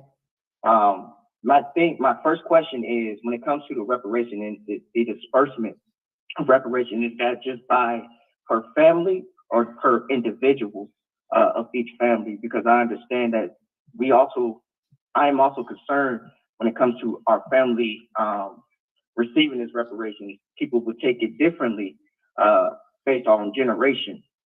So just keeping that in mind, how this money will be dispersed, we also have to be aware of what can potentially happen within our family unit if we are not clear on how the reparations will be dispersed generationally. Other than that, thank you, task force, and people on the panel. Thank you for this opportunity, and thank you for representing us as FBA, foundationally Black American, just to be specific. Thank you. Thank you. Thank you very much. Okay, Don, next line. Are we allowed to go back to this a line number that's already spoken? No, please proceed to the next caller. And There if are we- no more line numbers except for a repeat. Okay, yes, please. Yes. Going back to line number 28, please go ahead. Hello? Yes, my name is Levon Stone. I'm the Executive Director of the Fort Ord Environmental Justice Network. I have been talking about reparations forever. I applied to be a member of the task force. I have traveled around this country for the Black community because the gentrification that has been going on in California is unbelievable. My husband is a veteran, a disabled veteran. We are still being treated as though we are slaves right now. I was a county commissioner for 11 years. I never got a dime. I represented the low income disadvantaged community, which we are still doing. We have no funds. There was no COVID money. There was nothing. Now, for anybody to say that it's all right to be treated that way, we know that there is a reason why we're treated that way. And for the task force or anybody else in this state to deny a Black person reparations when it was already decided years and years ago and it was turned up, why is it that this continues? This is not right. There is no justice here. And the Justice Department and everybody else needs to get on board here and make sure it's done. If my birth certificate say I'm Black or I'm Negro or whatever it is, that should be sufficient, unless you're going to supply the money for anything else that you want. The Japanese, the American Indians, the Filipinos, all those people got reparation. Nobody did any of that stuff.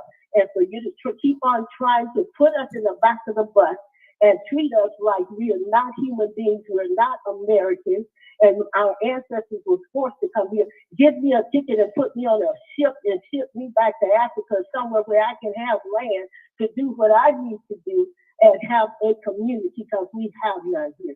Thank you. Thank you. I believe that's our last caller on the line.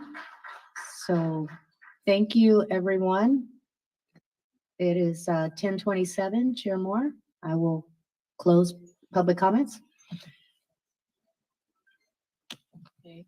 Thank you, members of the public, for public comment. Those who gave public comment in person and virtually, make sure to come tomorrow if you weren't heard so that you can be heard fully. So the next item on the agenda is item number 4, which is an action item, approval of the December 2022 Oakland meeting minutes. So the minutes were circulated to task force members in advance. Are there any questions, corrections, amendments around the minutes from December? Hearing no, oh, sorry. Member Groves, you're recognized. I have just some really minor edits on page 7 and page 8 that I can just give to the members. There's no serious content change, just edit fixes. I can't control the mic from here. My mic doesn't work. Thank you. Okay. Did you want to share what the? Sure. I mean, it's just on page 7. It is in the first paragraph. It's just fixing the sentence. It's concluded by stating that reparations should provide an estate plan and are needed to repair. And there was just something missing in the sentence. And so I added that to delete the words "and are needed," and then the sentence works. On page 8, in the paragraph under pathologizing the African-American family, it says, this narrative has been with us for generations because impressions of Black families have based on the news television. So there's just an easy fix to that. Instead of because, it would be for generations, and these impressions of Black families have been reinforced on the news, et cetera, et cetera. That's it. Do you want to raise a motion for that, or? I don't think we need a motion to that. Okay, so.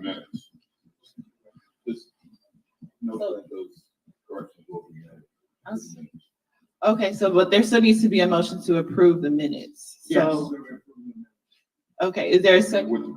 Right, but there needs to be a proper motion for whoever is doing it. So who's doing it? Thank you. Is there a second? Second.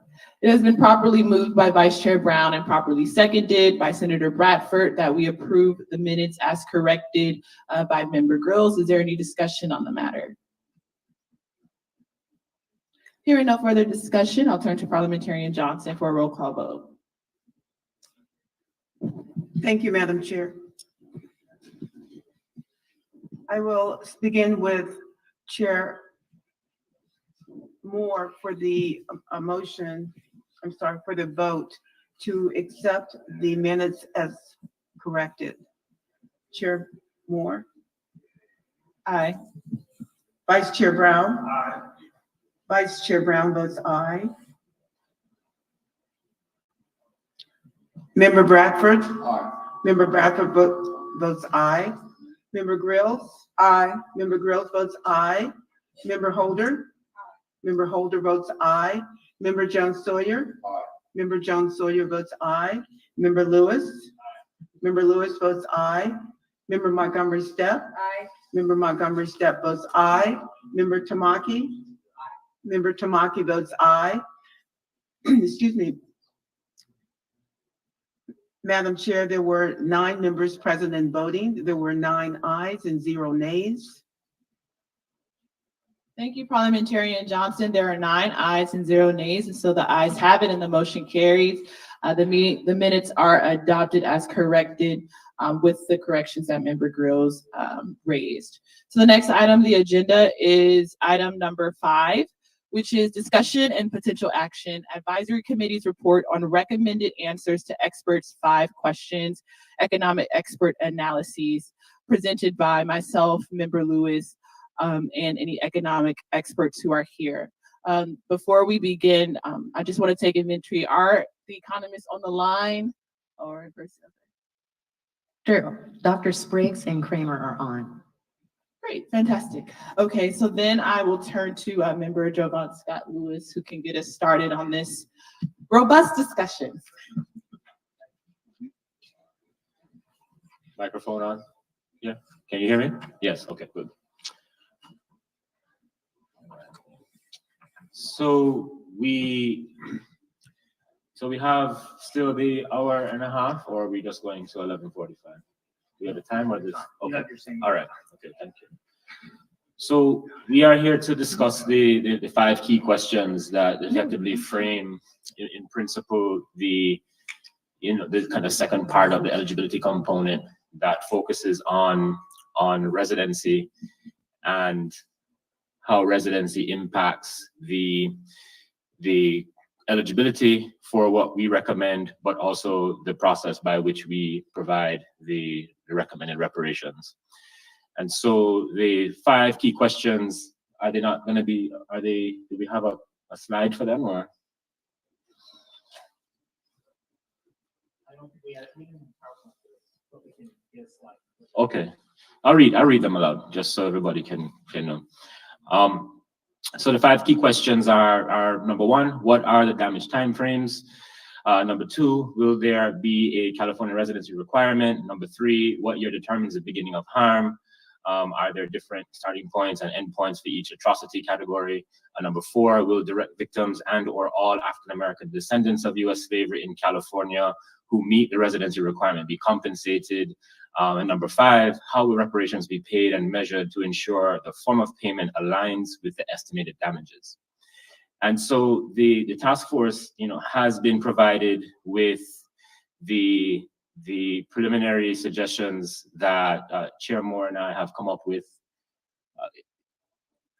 Can we confirm you have what we've come up with? Everybody's received?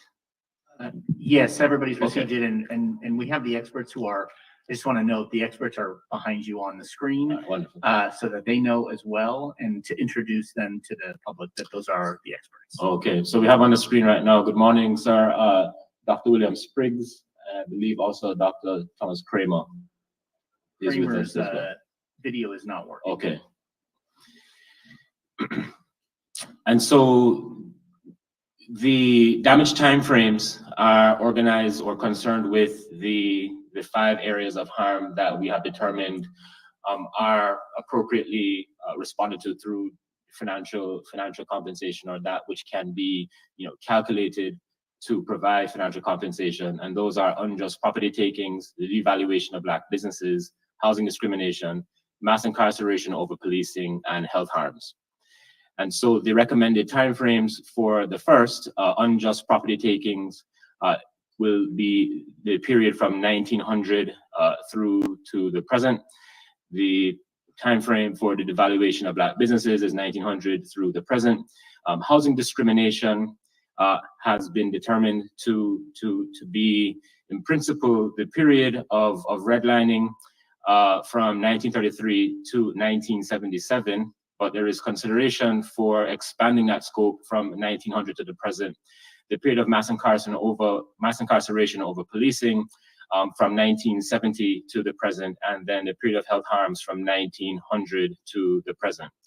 And so, to explain part of the rationale for some of these timelines, we have to understand that those timelines are primarily informed by available data, right, to establish and therefore calculate the harms experienced by the eligible community.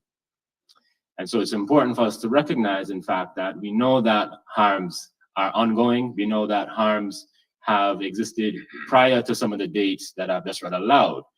But in order to have a feasible and a legitimate financial baseline or basis for a financial rationale, we have to rely upon what the available data are to this point. So I will invite the economic experts to kind of, expand upon that if they feel appropriate and if it's helpful to help explain the methodology behind coming up with the calculations for these five areas. Madam Chair,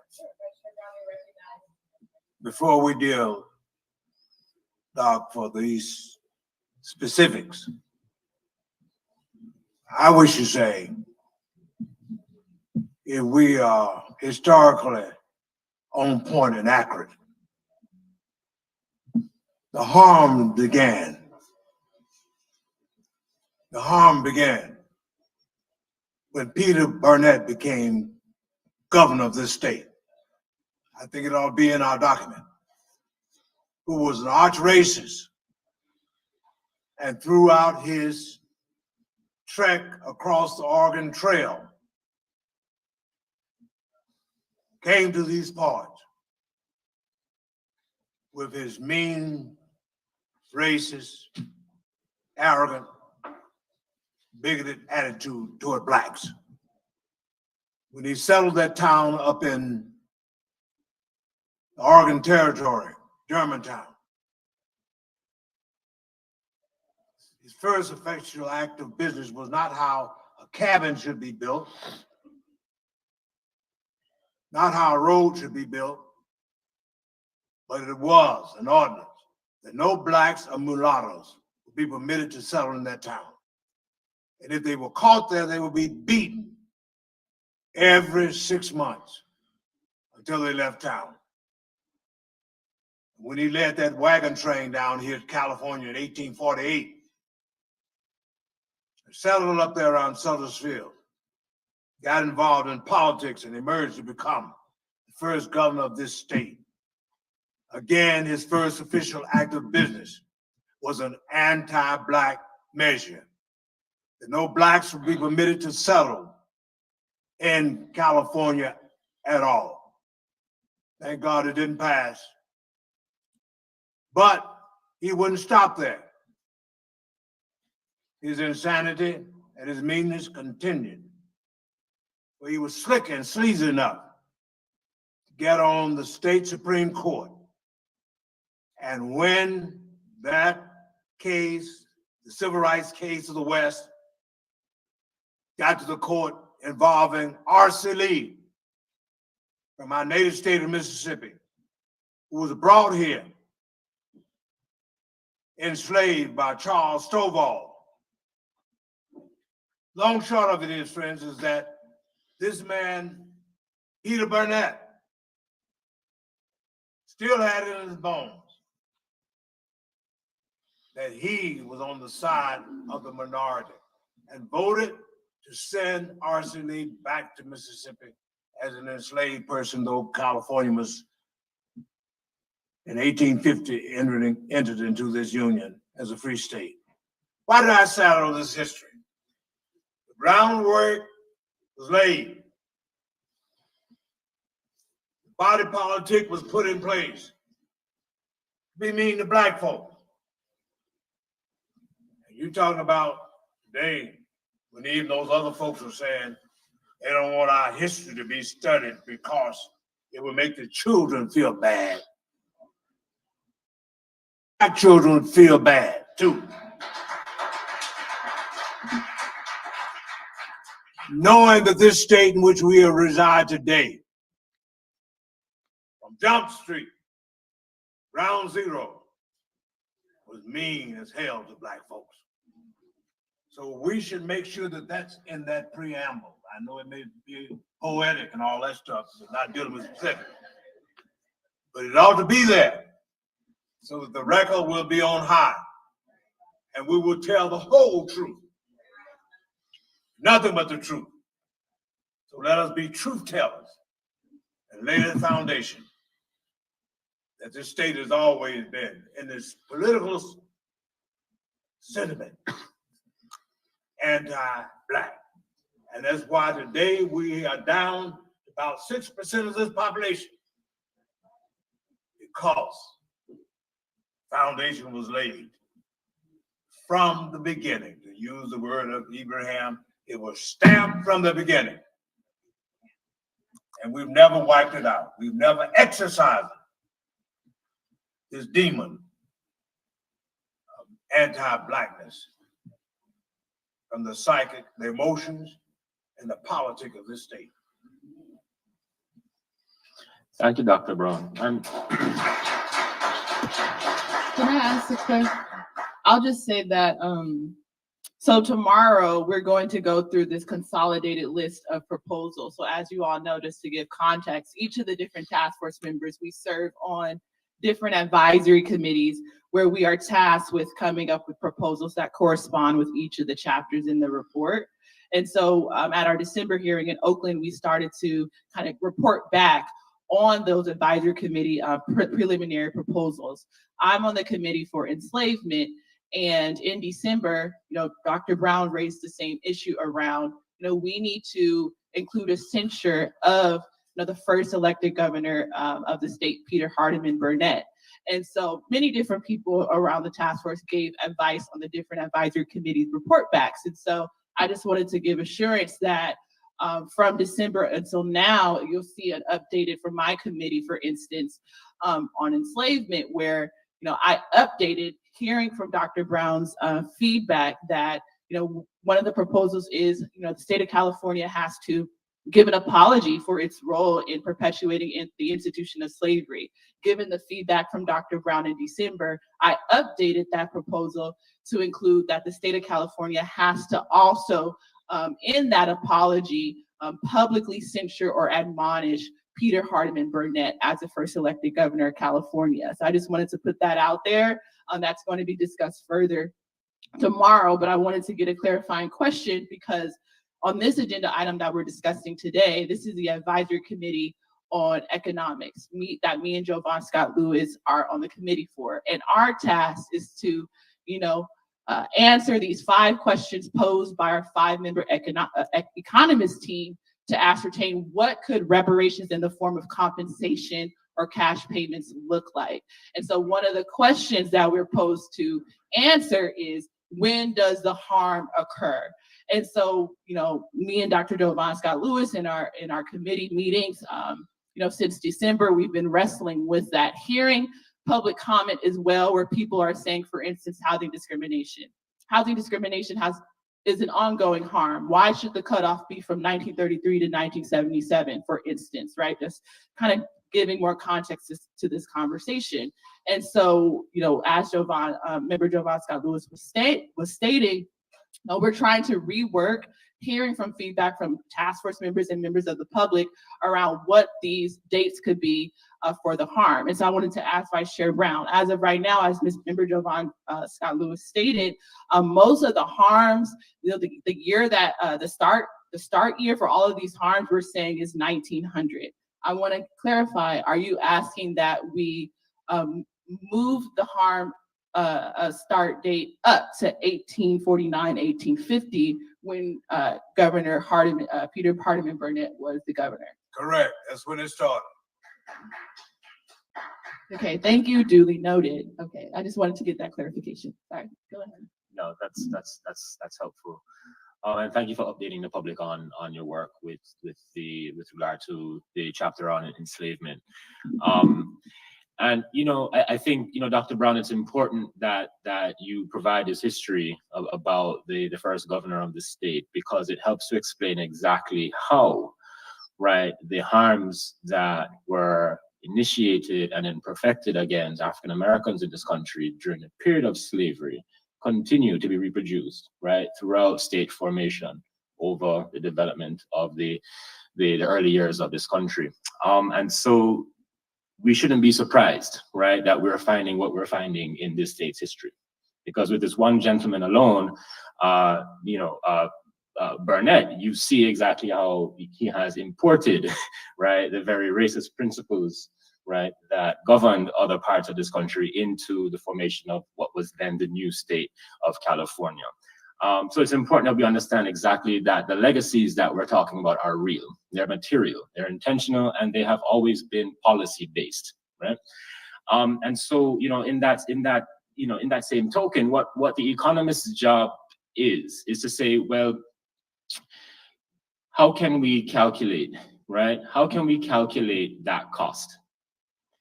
And so we also understand, and there was a gentleman here earlier who, I think kindly gave a DNA kit to one of the audience members, right? His argument, thank you again, that was a very kind gesture.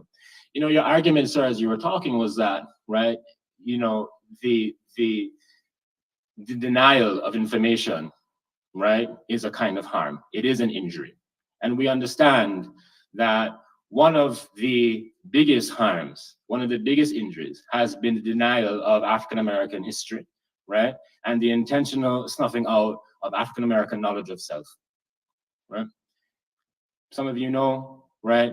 I did research for nearly a decade in Tulsa, Oklahoma on the Tulsa race massacre, right? Within a week of the race massacre, the city of Tulsa engaged in a campaign to cover up everything that happened on those 2 days in 1921. The reason why they did that was because despite the racism that they happily engaged in, they knew that that racism, right, would in fact impact the bottom line, because Tulsa was a burgeoning oil economy. And nobody would want to come to Tulsa and do business if it had this reputation of being a site of racial unrest, right? And so what we are working against is this issue of the kind of willful harm, right, of erasing from the records, right, the injuries, the dirty deeds, right, that have been meted out against African Americans in this state. And so the economist's job, right, within the time frame and the resources they've been provided is to say, well, how can we recover the data that we can use to make a calculation, right? And so when we have these dates in these 5 areas, these dates are provided to give us a framework around which the economist can build a model for calculating, right, economic compensation. And so in principle, and this is why I began my comments by saying, we know that the harms, right, predate some of these dates. We know that the harms are ongoing, right? But part of the work is to find the data, right, to incorporate the data into, right, a verifiable calculation so that we can provide figures, right, so that we can build a proposal around figures. And so I just want us to keep in mind that this is the challenge, right? Because I know in the December meeting there were comments, about numbers, and we know that certain media outlets have been pushing out, incorrectly, falsely, right, with bad faith intentions, false numbers, right? But what I want us to understand is that the economists are actively still working on those numbers, right? And so we had, thank you. And it's important that we understand, because even in public comment, I'm hearing things about $200,000, and, the task force has not stated any figures. We have not done that. We're having that conversation literally right now so we can get to a point where once we have figures coming back from the economic experts, we can then present those figures to you with our authority. Now, again, and I clarified this in December, the number of $233,000, right, that had come up in some media discussions, that was a number, that was a calculation based upon housing discrimination alone in the periods of 1933 to 1977, right? So I want to be clear. We're still working on it. We are here today to deliberate these 5 areas, right? These 5 areas will form the basis of the financial compensation that we will hopefully be recommending to the state. All right. All right. So Drs. Spriggs and Kramer, again, welcome. I would welcome if you want to provide a kind of update on where you are in this process, and if you want to again elaborate on some of the methodologies that you're using, so that the public understands exactly how we're getting, first of all, getting along, and how we are getting towards some of the figures that we will deliberate as a task force. Thank you, Dr. Lewis. We put in a series of data requests, and we're beginning to get responses to some of those data requests. We understand that the answer in the end may be that some of the data we would like to have may not be available.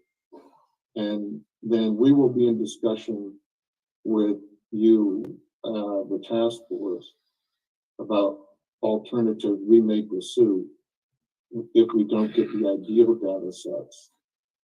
But the state of the issue is that economists have gotten much better at understanding the causal implications of things like redlining, where we have gotten better at understanding where redlining occurred compared to where it didn't, and coming up with estimates of the decline in value for housing and the increase in segregation of African Americans specifically as a result of redlining, meaning that African Americans not only lost home value within the areas that have been redlined, but they also lost housing opportunities outside those segregated areas. And so we're able to come up with fairly accurate estimates of what did that mean for African Americans in terms of home ownership. These effects appear to dissipate over time because over time, absent redlining, absent overt discrimination in housing, absent those initial forces, some of these bad effects seem to decline. And so that's the sense of which we talk about where that portion of that type of discrimination seems to have gone away. That redlining is a local government function. The federal government gave local authorities the ability to create these maps, but they weren't federal maps, they were local maps. And so this is not the action of private developers who put in place race covenants, upon which we know there's a high correlation with the redlining. These are the acts of the actual local government. So we're talking about that was a real harm. We know it was a harm. And we know it had this lasting impact over decades after these initial decisions, in part because discrimination remained legal beyond the initial action. So that's the type of thing we're doing.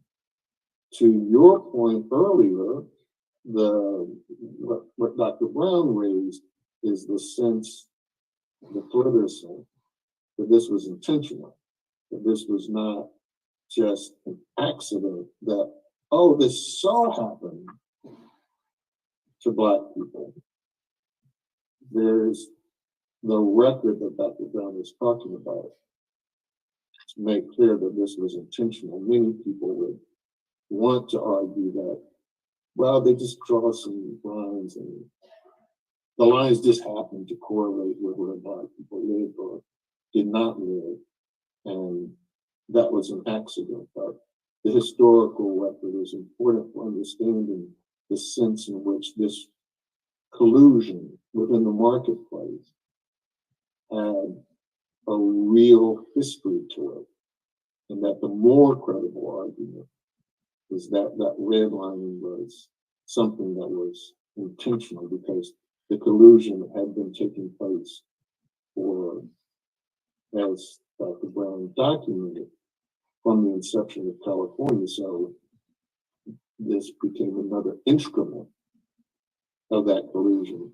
You pointed out some other areas that we know are the results of segregation in healthcare, the disproportionate over-policing of Black people. We have, in economics, growing studies and evidence of the impact on the community, not just on those who are incarcerated, but the act of incarceration has impacts on those not incarcerated.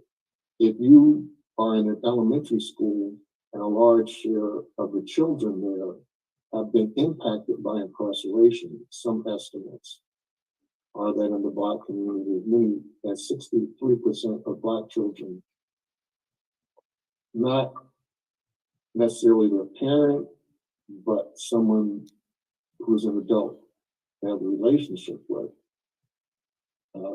uncle, granduncle, that close to 63% of Black children are affected by this disproportionate incarceration. And if you are not the subject of a mass incarceration, if your family never experienced it, there is still an impact that this affects performance in that school when it is subject to high levels of children who have had to endure this disparate impact.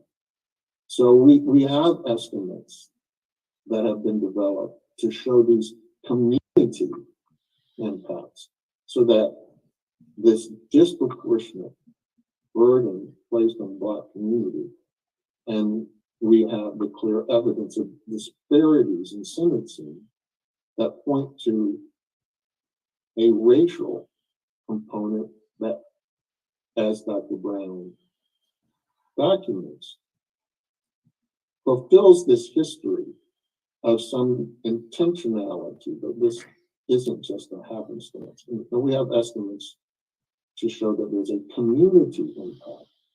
So this is how we're proceeding. We're proceeding on a body of literature that is developed that show these impacts go beyond specific individuals who could prove that they were the victims to the community at large. And that's why we're asking for additional information so that we can implement these models. And as I indicated, we're beginning to receive the information, and we hope to get further responses. Thank you, Dr. Spriggs. Yeah, and may I add to what Dr. Spriggs just said, or basically reiterate? I also agree with Vice Chair Dr. Brown's comment that the injustice started much earlier with California statehood and anti-Blackness, as he described. But what we're trying to do with our calculations is staying conservative and having harms that were definitely due to the state of California, where we can demonstrate that. And that means we have to, with data availability and so on, to cut out a few pieces of that overall injustice. So our estimates will be low. They will be underestimates of the total effect of discrimination, but they will be specific to the state of California. And the redlining example that Dr. Spriggs just described is a perfect example where the New Deal started with these redlining maps in 1933. Until 1977, that remained in place with the Communities Reinvestment Act that finally banned the practice. In the meantime, the state of California had perfect discretion on how to apply these laws, and did not do anything to ameliorate the effect of redlining on African American residents. So we can take that time period and the housing discrepancy within that time period to estimate the damage to African Americans in California. And that's another thing that I wanted to emphasize after the media coverage. I think, and I'm not sure if the other experts agree, but I think that we estimate what the losses are to African Americans due to proven discrimination by the state of California, rather than estimating reparations, because that is, in my mind, more the task of the task force to determine what the reparations should be. We are calculating the losses to African Americans due to these policies. A fine distinction, but I think it's important to state that. I don't know, Dr. Spriggs, if you agree or. Yeah, yes, I mean, we are not the task force. We don't pretend to be the task force. Our role is simply to be experts to you and give you what we understand to be the best in what economists have the ability to quantify in terms of the impact, the causal impact. It's not our job to determine how you use the information. It's not our job to tell you which harms to consider. Only we can say we don't know how to calculate some of the harms, or that we don't have data to calculate it. And we, in our meetings with you, have conveyed where we think we need the data, and there has been every cooperation to provide the data where the data exists.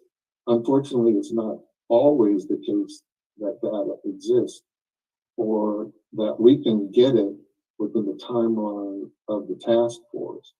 And we can and will let you know that we've been told that exists. We can't access it in time. And then you can make an appropriate decision on how to handle that. But we don't view our job as your job. Chair Brown, you had a comment? You're recognized.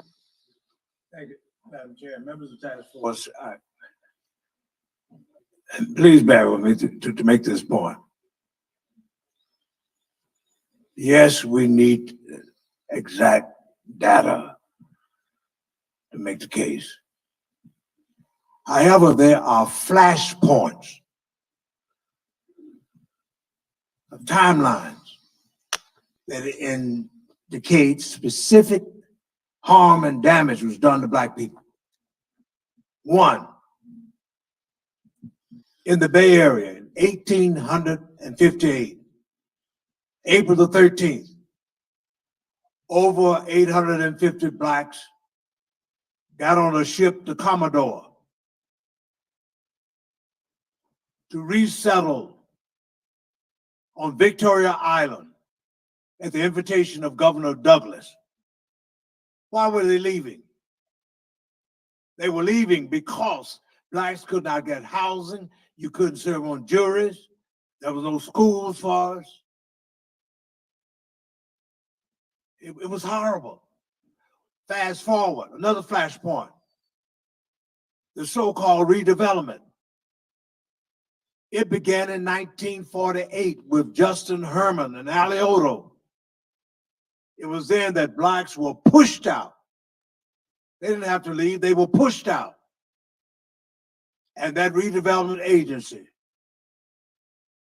drained the economic base of black folks in San Francisco, where we had the largest number of black people back in the day. After World War II, that is a definite point in history where you can get definite data. And then come on up to the 90s. What happened in South Central Los Angeles when our communities were gentrified? And the gentrification didn't start with just the local community. It started up at the top when the immigration department of this country was so racist that it opened the floodgates to other nations. And I'm not being xenophobic, not being nationalistic. I'm just talking about what I'm talking about. And consequently, we became victims of genocide. There was a one race that was pushed out while everybody else gained. Now, don't tell me that's not harm to black people. Don't tell me that doesn't represent specificities. That indicates that the harms were done at specific times in which our communities were destroyed by public policy and not by just individual actions. I rest my case there, that there is every indication that we should let any senator, assembly person, or governor get by and make sure our minds are always sharp and quick to call them out in which they did definite harms to us because of the color of our skin.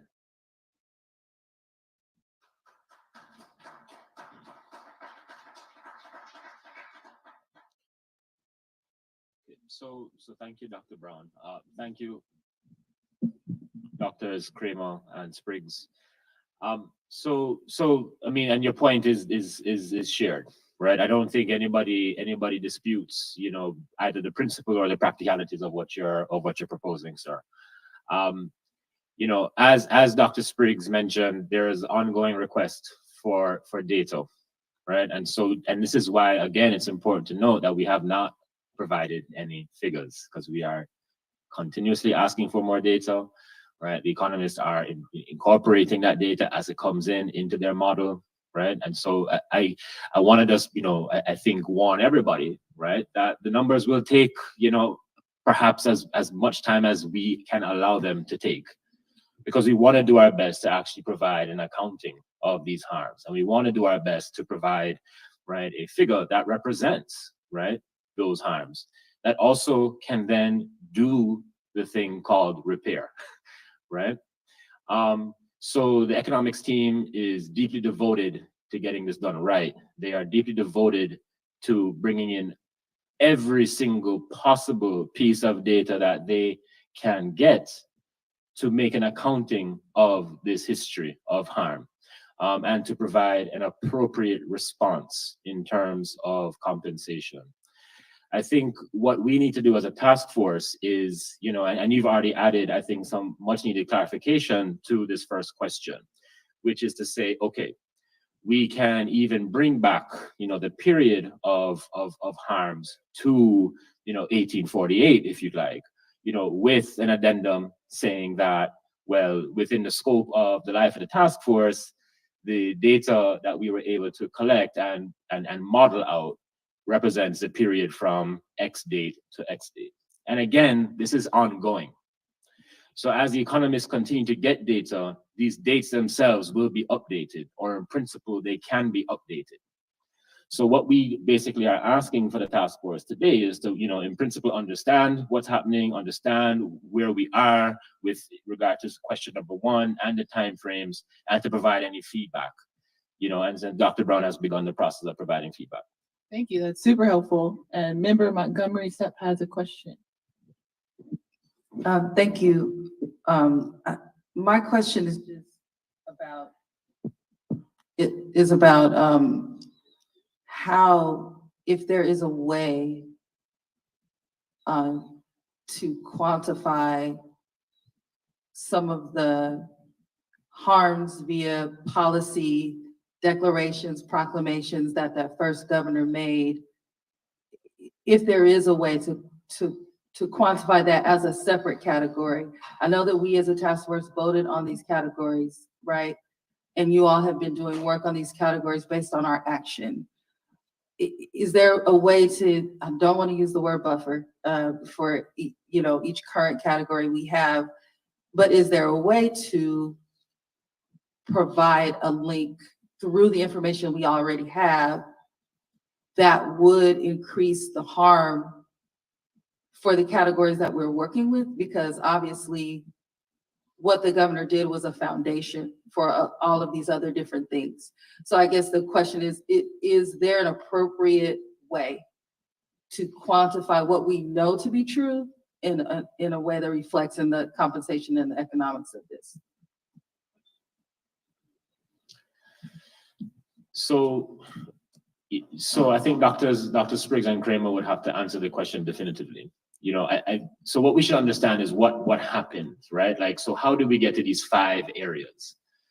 So for the record, all of the areas that we identified, right, were up for a kind of economic calculation, right? So this is not just these 5 areas alone that we as a task force said, we only think these are the 5 areas that are, worthy of a determination of what an economic calculation should be for, say, direct compensation.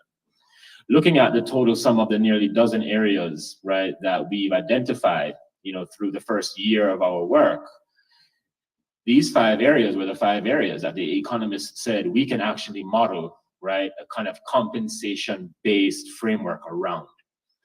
And so we should understand that we have these 5 areas as a result of the economists effectively testing to see if an economic model could be created around all of it or each of the areas. And these are the 5 that they said that they could with certainty say we can produce, right, an economic model around.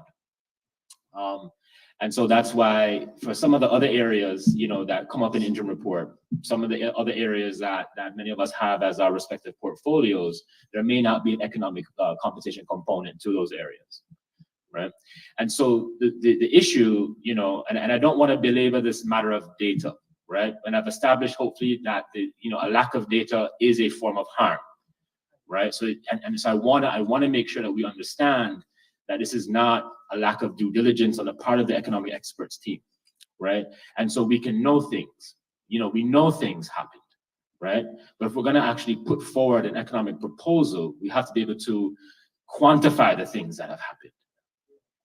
And we can go into that as a whole separate, argument about, but we understand you get into a car accident out on the street, someone's going to show up and measure the degree of damage. You're going to have to prove that there was damage, right? And so we can have an argument about the principle of that, but, that's beyond the scope of our work, I think. So, again, just to give you the history, all of the 12 areas, let's call them 12 areas, right, were put forward to the economic experts to say, okay, can we find numbers for these areas, right? And the 5 that we've come back to that I listed out for you or read aloud for you earlier, right? Number 1 being unjust property takings, right? Were the areas that they said that they could, with some validity, right, and confidence, provide numbers for. And we understand the political climate that we're in, the numbers have to be accurate, right? We can't just make up numbers here, right? They have to be able to be defended. And this is the core principle that the economic experts have been working with, being able to have defensible numbers, right? And so in principle, dear colleague, I think, yes, like as the work continues, we could do it, if the information, if the data becomes available. As Dr. Spriggs says, they're in a process of currently receiving more data. And so hopefully, depending on what the demands are of our time frame here, we could have, we could be having a slightly different conversation come next meeting. But for the moment, this is where we are.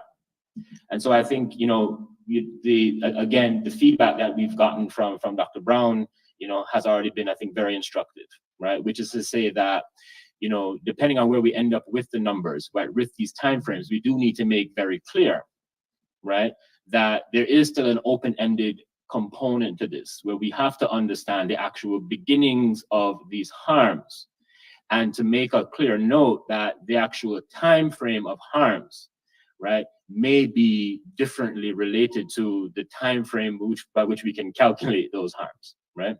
And I think we should absolutely do that, sir. So thank you for that recommendation.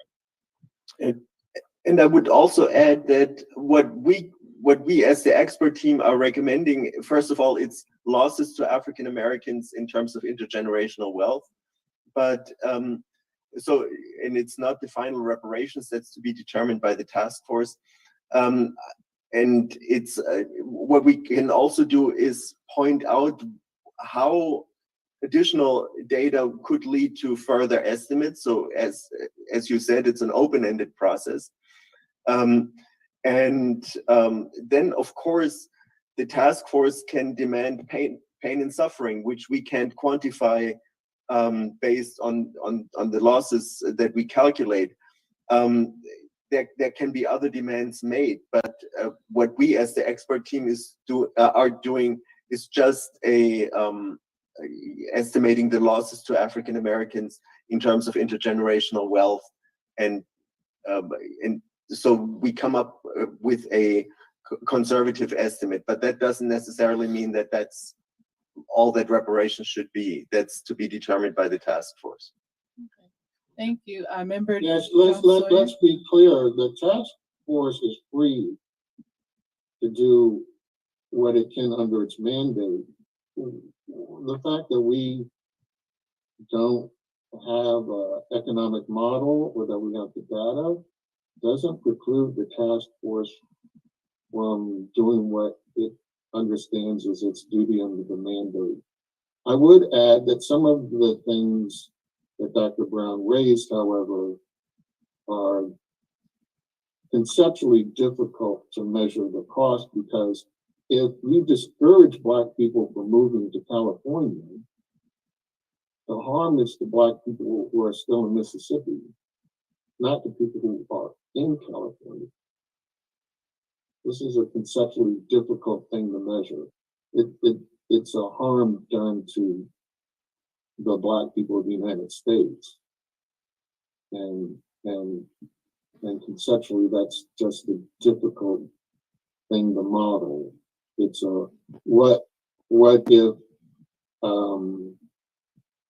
if a Black family stayed in Mississippi and didn't come to California? And as I understand, you understand your ability to grant reparations is the ability to grant reparations to current citizens of California. So some of these harms have different conceptual challenges, and even if we could calculate it. And I would say to Dr. Brown, the eminent domain and the land takings includes 1948 in San Francisco. That's explicitly within what we think we can calculate. Okay, so we're going to go to Member Jones Sawyer and then back to Vice Chair Brown. Actually, this is a really good conversation. And what I don't want to leave out is just this whole discussion that I've been aware of for quite a while, something called epigenetics, that who you are is based on socialization. In the writings of Willie Lynch, In the Making of a Slave, it's about inculcating that whole slave mentality in just about everybody in this room, so that we cannot overcome who we are because it's embedded in our genes through years and years and centuries of prolonged slavery. Now, I don't know if this is, I know it's difficult for the economists because I know there's this left brain, right brain. I'm a left brain person where 1 and 1 can actually be 3, as opposed to the economist where 1 and 1 will always be 2. So I can understand how the economist versus kind of the socio-ecologist may not be able to come together. But I do know when Brown versus Board of Education and the early data that came out of what the social sciences did, where they would take a white doll and a black doll and ask kids what they thought of that. They used that in overturning separate but equal, because we all know it was separate, but it was never equal. It was always unequal. But they tried to train us to believe that it was the same.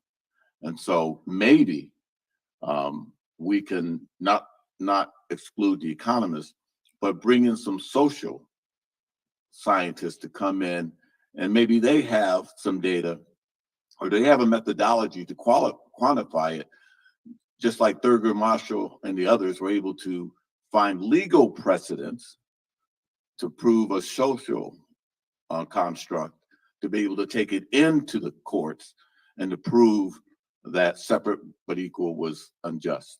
And ultimately, we got affirmative action and a lot of other things. And so maybe we need to also bring in some other social scientists in this discussion, working with the economists, because maybe we need to quantify that, because I firmly believe that a lot of the problems that we have now are within our genes, and we're going to have to do a lot to get it out of us, the way we behave. If you ever read The Making of a Slave and some of the things that are going on now in this room and outside this room and with our community, those behavior patterns that the slave master used on us is still kind of prevalent today on us in our society right now. And so how do you reverse that? And maybe we even just have that conversation with the social scientists.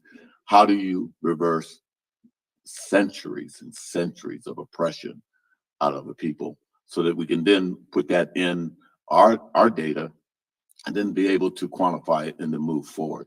And so if there's a way we can quickly do it, I'm not talking about another year's study. It's something we can come back next month, maybe with someone that can give us some idea on how we can quantify that.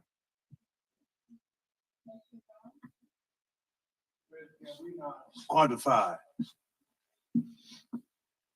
what they have done lately to us. If it's too encumbersome, if it's too difficult to go back to the history that I gave you, for the last 75 years, the evidence is there. Or even the last 40 years. Look around these communities where we used to have our watering holes that were torn up by public policy that just happened. And you mean to tell me one can claim that we don't have rights to say you owe us for that? I just used 10 or 12 blocks in San Francisco, the Fillmore. All of those Victorian homes that our ancestors acquired, who are descendants of enslaved persons, were stolen from Black people. You go to many of those churches there, they used to be jumping. 25 years ago, you throw a rock, it won't hit nobody. That's the exclusion of a people. That's pushing a people out. So all we need to do is just deal with what you've done lately that has caused us to not have quality education. Read Kozil's book on savage inequality, where he talks about the disparities in education. Just deal with that. these schools in the inner city community over against those that are out in suburbia. The evidence is there. Let's just state the case and tell them it's time to pay up. That's all.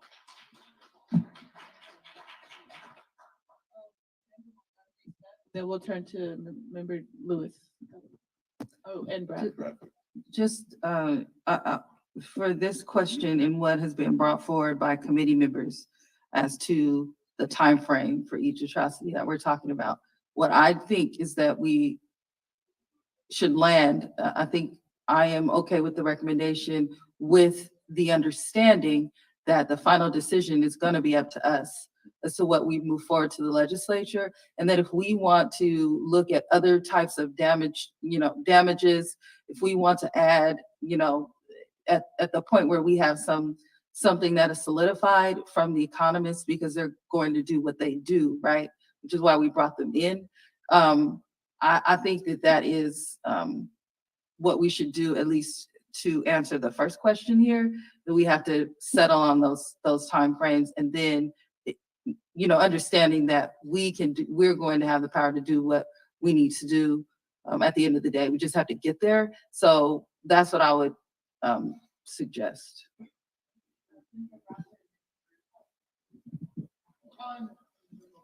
I would just add on to what Dr. Brown stated as to, we can look at what's happening today. Case in point is just what happened 2 weeks ago with the Bruce family in Manhattan Beach. And they're deciding to sell the property. And people called me as the author of the bill and asked why. And it's all because of what was once restrictive covenants, what was once redlining is now zoning. And the city would not rezone the property. And people need to understand the historical effects of zoning, because zoning didn't come into place until 1948 after Thurgood Marshall and Lauren Miller won that case into Supreme Court that ruled restrictive covenants were illegal. And what did cities do? They went to zoning, R1s, R2s. And the reason the Bruce family is selling that property today, because they know the city will never let them rezone the property to do what their great-great-grandparents had there, or to match what's there right now, $1 million condos. That property is currently zoned for public use only, so it has no value as it relates to redevelopment. So zoning today still plays an effect, especially in African-American communities. So we need to factor that in as well. Member Holder, what we're doing here is very similar to what I do, in trial prep and in court every day as a trial lawyer. And so we are just proving up damages for, in this case, for centuries of intentional discrimination. What I would suggest is that, we all have the same goal here. We want to make sure that this is legally viable and legally defensible. And that's why we're all being very cautious and very careful. And that's commendable. Because at the end of the day, when the rubber hits the road, this is going to go to court. And we better be able to defend it in court. So what I would suggest is that we think about economic genocide, which is why we have brought the economists in here to give us their economic models for genocide. And we think about cultural genocide. The economic genocide is being proven by the economists with hard empirical data, documents, etc. The cultural genocide is a qualitative model that's based on the anecdotal evidence that we have already collected over the last 18 months. And we are the social scientists who can assign a number to that cultural genocide piece. And within the civil legal context, when you're looking at intentional discrimination, you're looking at both quantitative and qualitative, right? These economists are giving us the quantitative model. Now we are going to create the qualitative model, and they are both valid within our American legal system and defensible. We are the social scientists. We can come up with a number for the cultural genocide piece.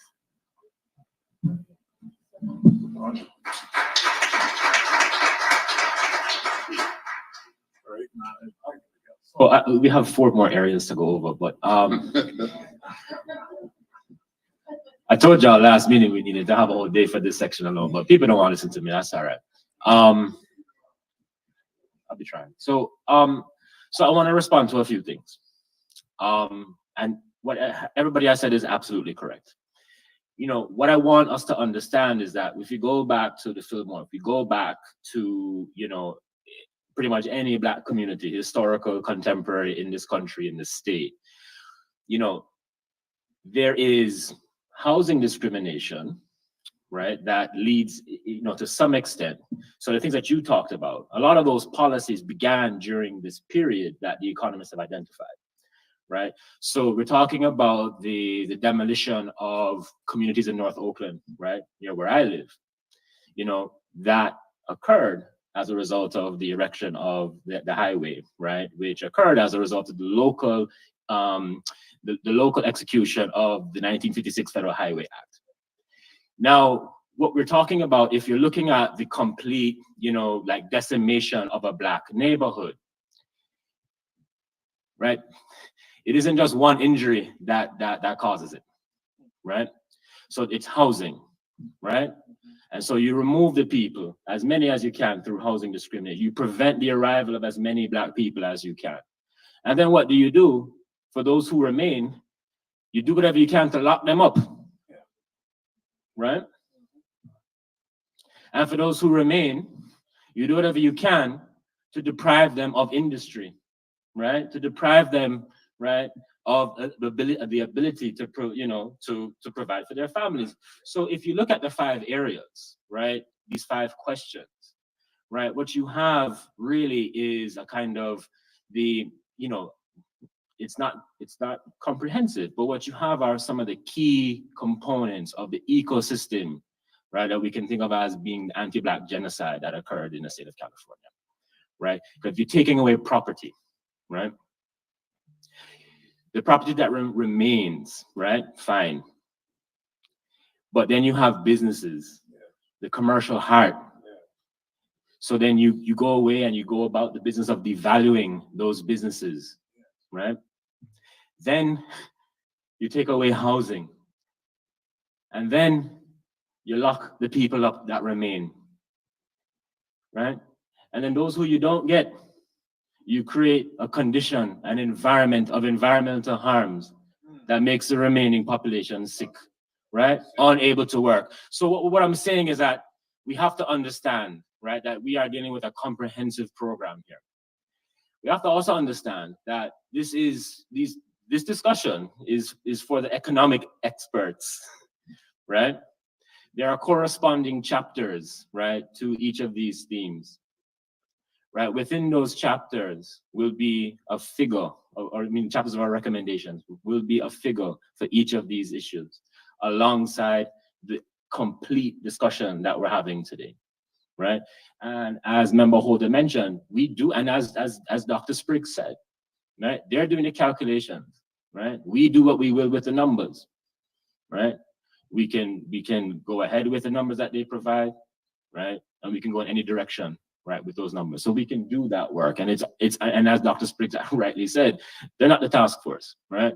But the scope of work that we've provided them is to say, go out and see what you can calculate. They've come back and they said, this is what we can calculate, this is how, right? And so what we can do is in terms of economic recommendations, we can use those calculations as a starting point, right? We can use the numbers that result from those calculations as a starting point. And it's going to be our job over the next few months, right, to correspond with what we believe is right for compensation. So I wanted to kind of just say that, and I think, you know, Member Bradford, you're absolutely correct, right, with this issue of zoning. The thing that we have to try and figure out is, okay, well, can we incorporate it? And so we can make these requests, right? And the economics team has been here all along, asking for us to provide them requests. They've been begging for us to give them, say, can you go find this out? Can you go find this out, right?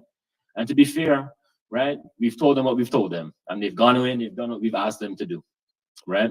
And so I think, as they continue to go away and do their work, you all, I believe, can, through the proper channels, communicate to me and share more, and we can communicate to the economic experts and say, okay, can you go and figure out maybe what's happening, around the implications of zoning? But again, it's also important to remember that the scope of work is looking into state harms, and that gets tricky.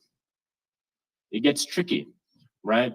We live where we live. We understand when a new development, comes to town, right? How does that happen, right?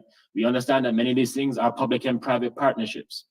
We understand that sometimes policies create these loopholes or create just enough space, right? Just enough room, right? For something to effectively be legal, effectively be non-discriminatory in principle, in practice, but in principle, outright racist.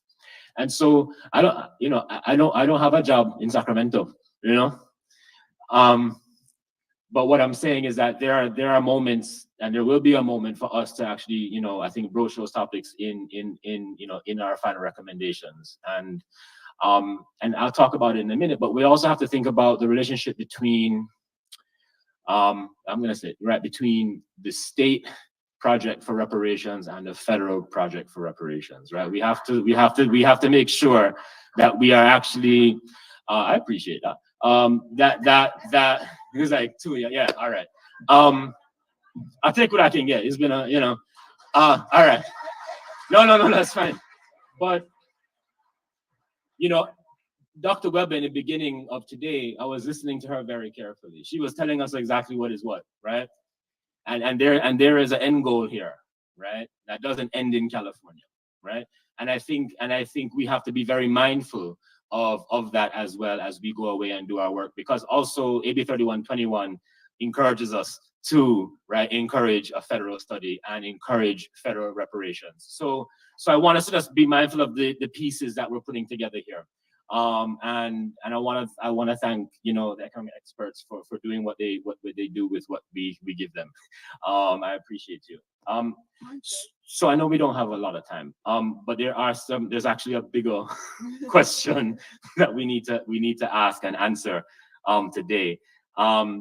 So again, we have, I've taken on board the comments. I've taken notes that the task force has provided. I don't think I need to bring a motion or recap or anything.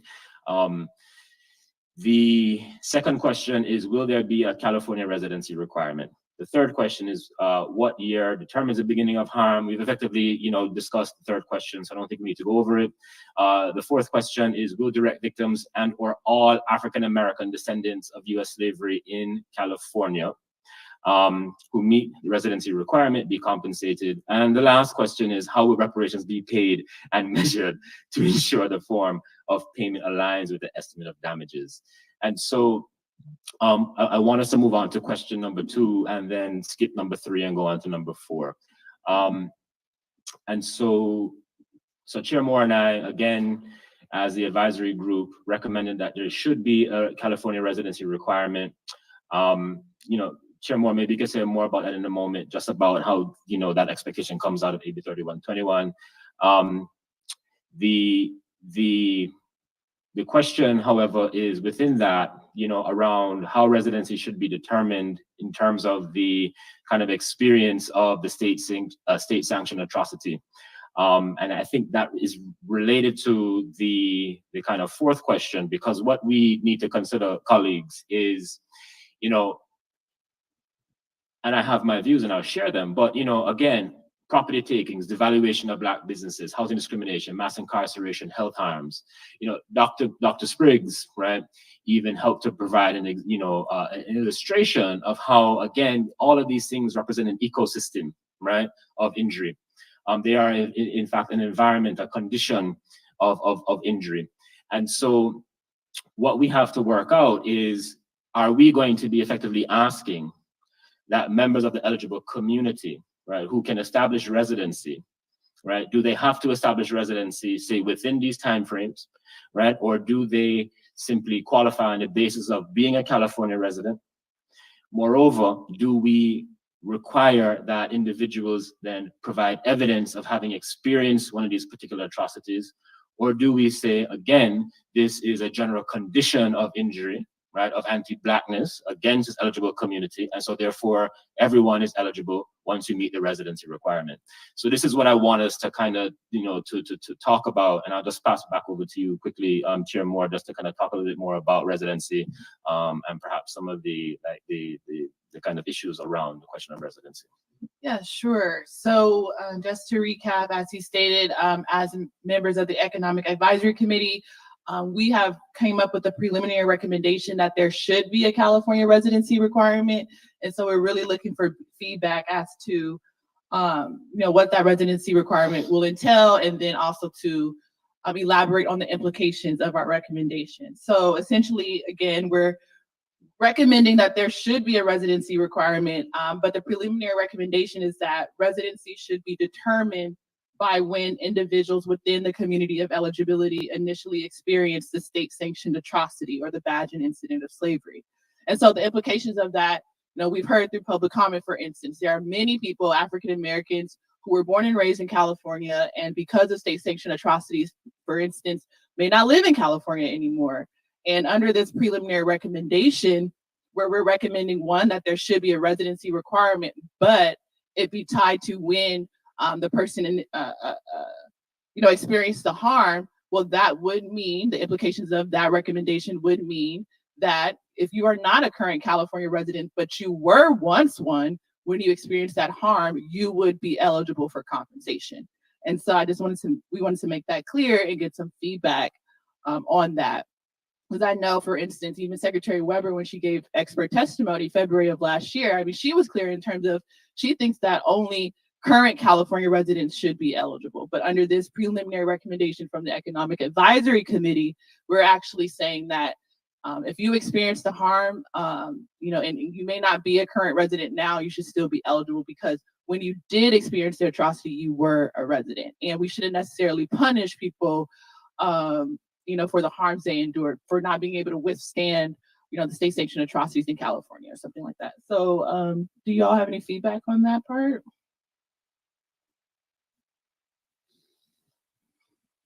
And then also, we have preliminarily came up with some recommendations for how do you determine residency. And conversations are, we want to keep it as broad as possible, because we don't want the burden to be very heavy for those who would be beneficiaries of this program. And so I won't list the entire or exhaustive list of different records that we've pulled from, but most of them are public records, like voter registration records, car registration records, organization membership records, real estate deed records, health department records, vital records, tax assessor records, county jail records, voting records, probate records, even obituaries, and utility bills, mortgage bills, genealogical evidence, etc. Member Joe Sawyer, did you have a comment? Oh, let him, Bradford, you could use some of those. So okay, that's pretty much it for that. But we would love to hear your feedback on the preliminary recommendation that should there be a California residency requirement? Should it just be for current residents? Because the recommendation right now is that yes, there should be a requirement, but that the residency should be determined by when the state-sanctioned atrocity occurred. So that would open the door for folks who aren't currently living in California. Member Don Tamaki, you're recognized. So thank you. You mentioned that Secretary Weber was making the case of current residency requirement. And I wonder if you could, explain that. I'd like to know more about that and the rationale for it. I just thinking back to her testimony in February of last year, when one of the task force members asked her opinion on it. Essentially, her opinion was that it should only be closed to current residents, because the state of California, for instance, should the state be responsible for paying out compensation to folks who may not live in California presently? So that was essentially the argument for just keeping it to current California residents.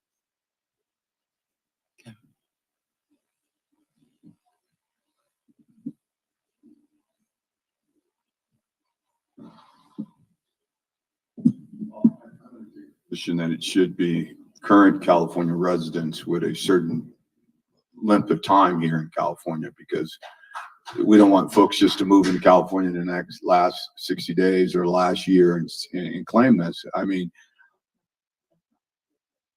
No, just to clarify. So the first question around what should be the harm dates, 1900 to present. And then we discussed that present would be the day that Governor Gavin Newsom signed the legislation, which would be September 30th, 2020. So just to illustrate, let's say housing, well, not housing discrimination, health harms.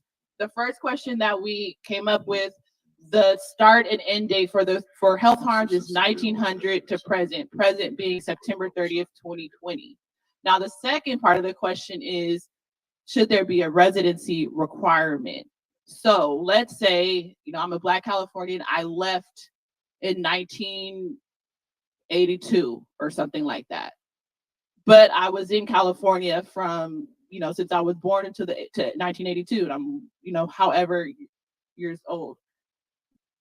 The point is, can I still be eligible as someone who left the state, even though I was born and raised in California, because I fit within already that criteria of being harmed from 1900 to 2020? Hopefully, I know that wasn't that clear, but.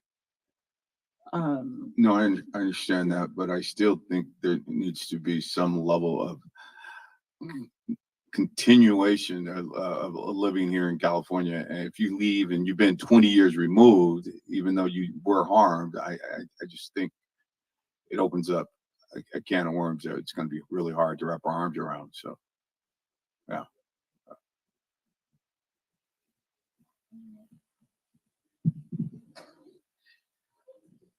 No one wants to touch that. Yeah.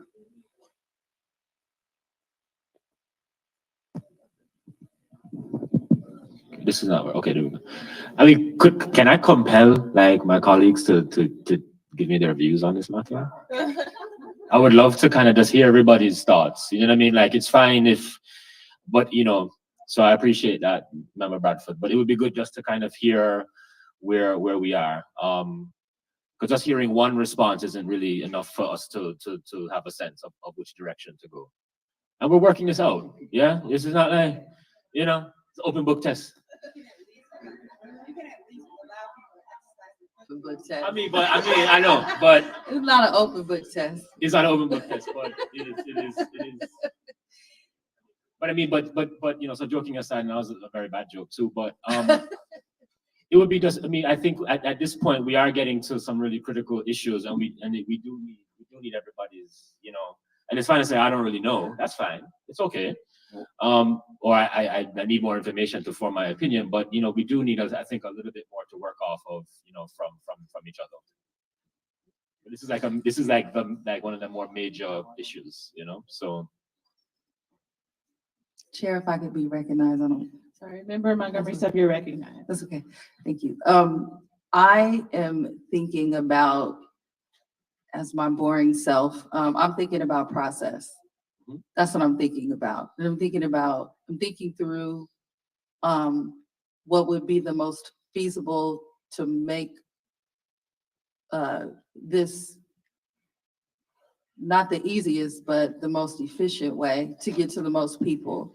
So a question about the recommendation, Chair Moore, that so a California residency, I agree that should be a requirement.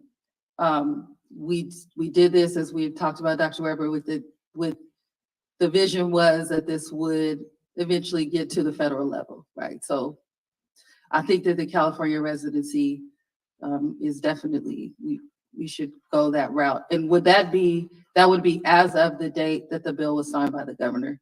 Okay, so anybody that was a resident of California as of September 30th, 2020 would qualify. That's what I'm thinking.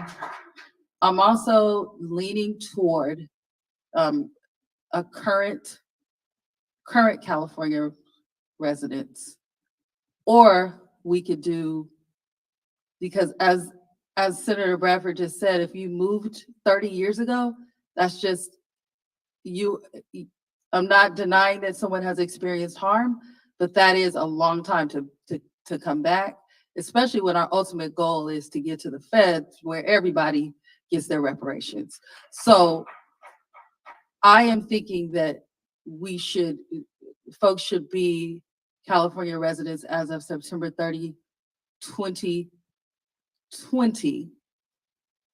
And the only other thought process is if someone may be 5 years removed or 10 years removed.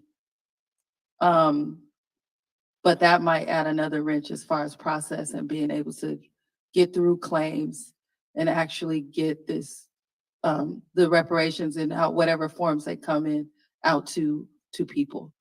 So that's my feedback.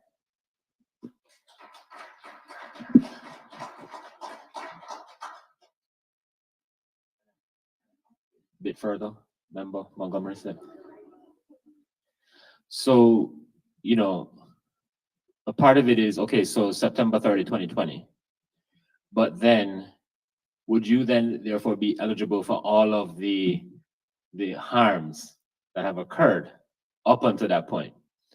So meaning, do you then have to prove that you were resident on September 30, 2020, but then also a resident, you know, on September 30, 1965, right, to qualify for housing discrimination? And then, or, you know, or resident, you know, in 1980 to qualify for, you know, compensation around the harm of mass incarceration. So the question, so, you know, either way, you have to kind of prove a couple of things. Sure. I mean, in one version, or you can just say, you know, and that's kind of question 4, right?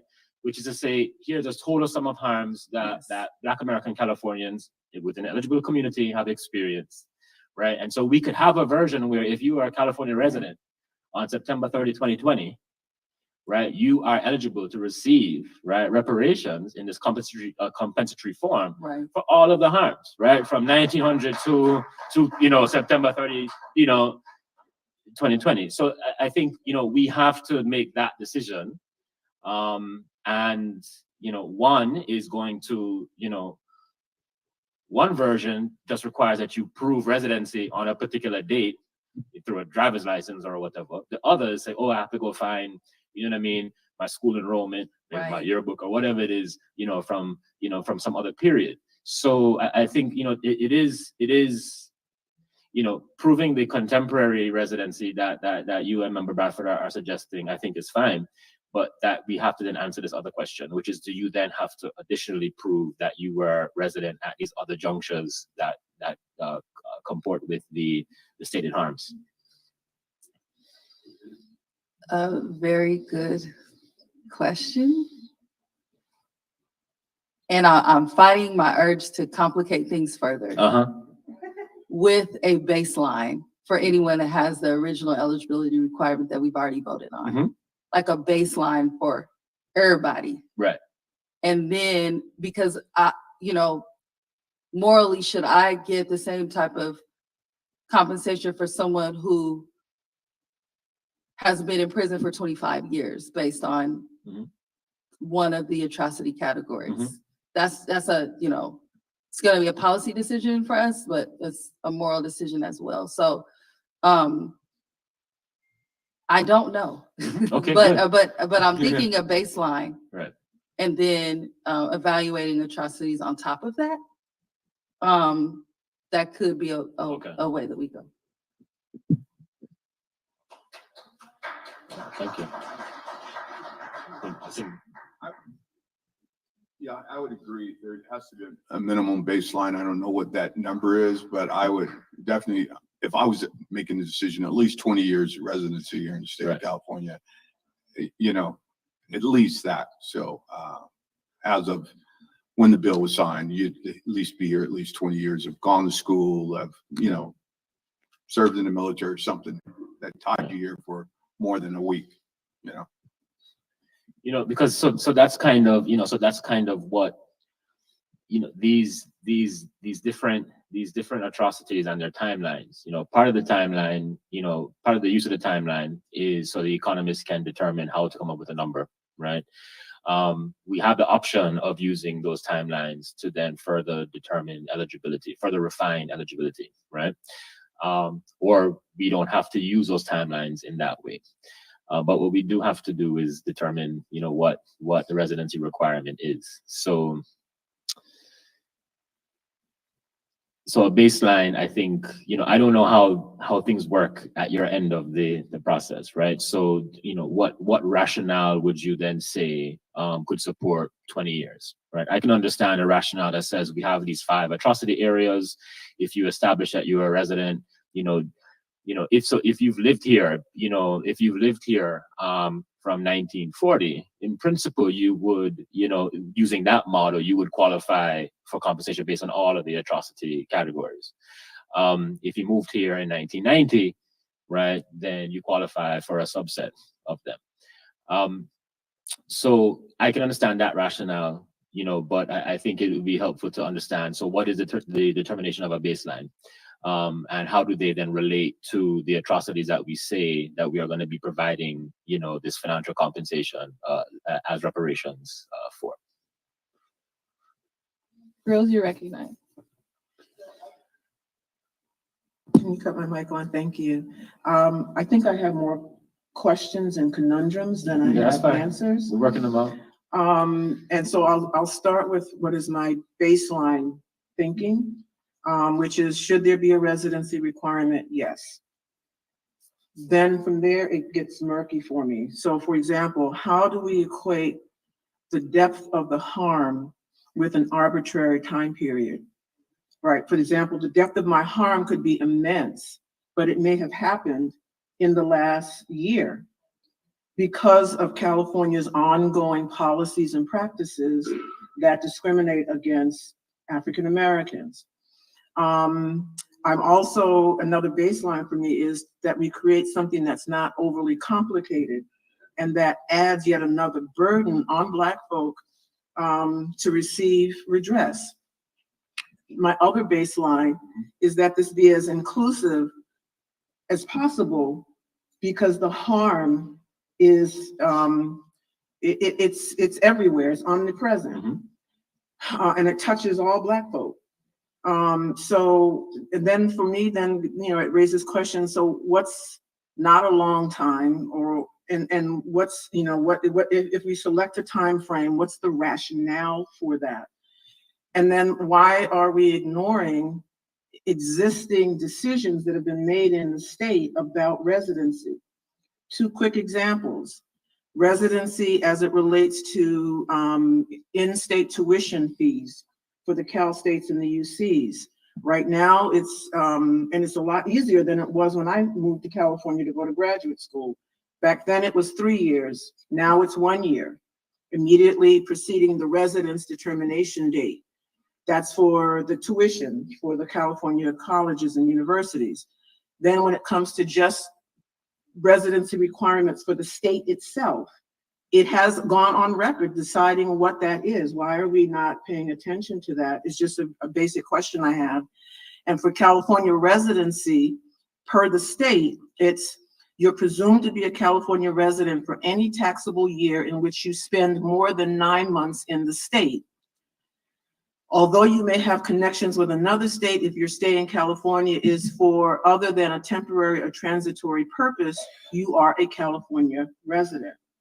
Why are we adding such an incredible layer of complexity when the state itself has made it, very, very simple?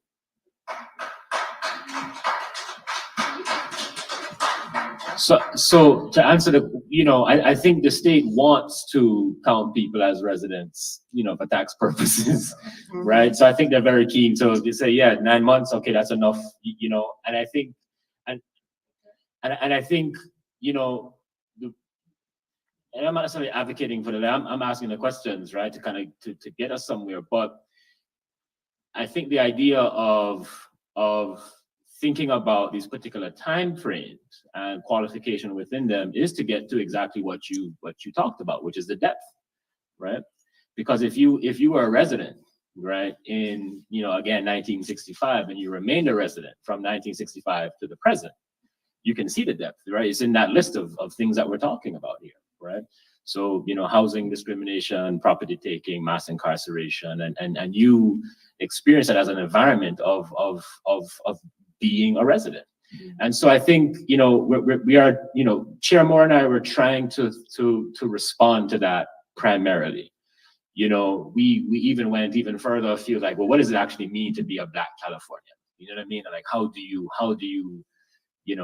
feel? Because you could live here for a decade and not really feel like you're a Black Californian, like you were formed by the state. And what drove that consideration, right? That's not what we're proposing, but what drove that consideration is that in principle, we're arguing that, right, to be African American, right, in terms of the eligible community means that you have a heritage formed by the history of enslavement in this country, right? And so that's what makes you, in fact, qualify as a eligible, as a member of the eligible community. And so we wondered if there was a similar kind of threshold, for belonging to the state, right? That was in our preliminary stages of considering like how to approach this. But we arrived at, eligibility within these timeframes, effectively to try and get to this kind of depth of feeling, right? A kind of sense of place, if you will. And I think that's the reason why. Now, if it's complicated, I don't know. I think if you can, it's complicated by the fact of what you do with people who have left the state, right? So if you were gentrified again and again and again, and you left Oakland and you moved to Pittsburgh and you couldn't manage Pittsburgh and now you're in Reno, you know what I mean? How do you account for that? But I think, I don't know if the state, right, and its residency requirements actually, in my personal opinion, was crafted with the same principle, right, or with the same set of commitments that we have today, which is to say, well, how do we account for injury, right, to the experience of injury, to the formative quality of injury, for eligible Black Americans in this state. So I mean, that's kind of the thinking. So, but what I've heard is there does seem to be, growing consensus around a kind of like contemporary, residency requirement, the September 30, 2022, having been, having established residency, by that date. I think the question then, if we just hold that as a preliminary agreement, is should we then say, if you are a resident on that date, right, you qualify for the total sum of the 5 atrocities? Or do you then have to say, well, I can also prove that I have been a resident starting from this date or that date? So in other words, September 30th, right, is the end date of eligibility, if you will. Should we also ask that they provide some record of when they began residency so that we can then further determine, which of these areas do they then qualify for? I was just going to say, I still think about our most vulnerable and what burdens we may place on them. I think about, for example, the children in the child welfare system who may have a hard time establishing that. I think about the folks who've been unhoused and they may have difficulty establishing that. I think about the folks coming out of the jails and the prisons who, it's not an easy feat to get documentation just for the present, let alone for the past. So I'm always mindful of, let's not do more harm or do unintended harm as we establish our criteria. Member Holder and then Member Tamaki. Yeah, I just wanted to respond to what you had said. I think when we're talking about a baseline, that already indicates that we're not talking about the specialized atrocity categories, right? That takes it out of the specialized atrocity categories and timeframes. So right now, in my mind, we're talking about residency for purposes of the baseline category. Does that make sense to you? Okay. And I would tend to agree that for purposes of the baseline category, we should keep it as simple as possible and keep it consistent with with sort of legal conventions. So if the convention in California is that after 9 months, you're a resident, then stick with that, because that way it seems less arbitrary. This is only for the baseline category. That's kind of how I see it. You know, it's just like the convention, for instance, is that you're an adult when you're 18, right? So I don't think that we should, you know, using that as an analogy, I don't think that we should then say, well, actually, for purposes of reparations, you're not an adult until you're this age. You understand as that analogy? So I would go with I would tend to agree with Dr. Grills about the residency requirement and keep it consistent with the state's conventions for residency. Okay, so member Tamaki, member Rodriguez, and then member Jones-Soy. Yeah, I don't want to interrupt the flow of the discussion. But we're searching for perfection, and there isn't going to be perfection. And it seems to me conceptually we're battling between two things. One is absolute justice and making it right. And the other part is making it simple and doable, but will also mean cutting people out. And so I don't have any answers. And I'm going to explain something that may or may not be analogous, and that's what our community did, Japanese Americans. So 120,000 people ended up in concentration camps. And in 1988, Congress did pass a bill for reparations.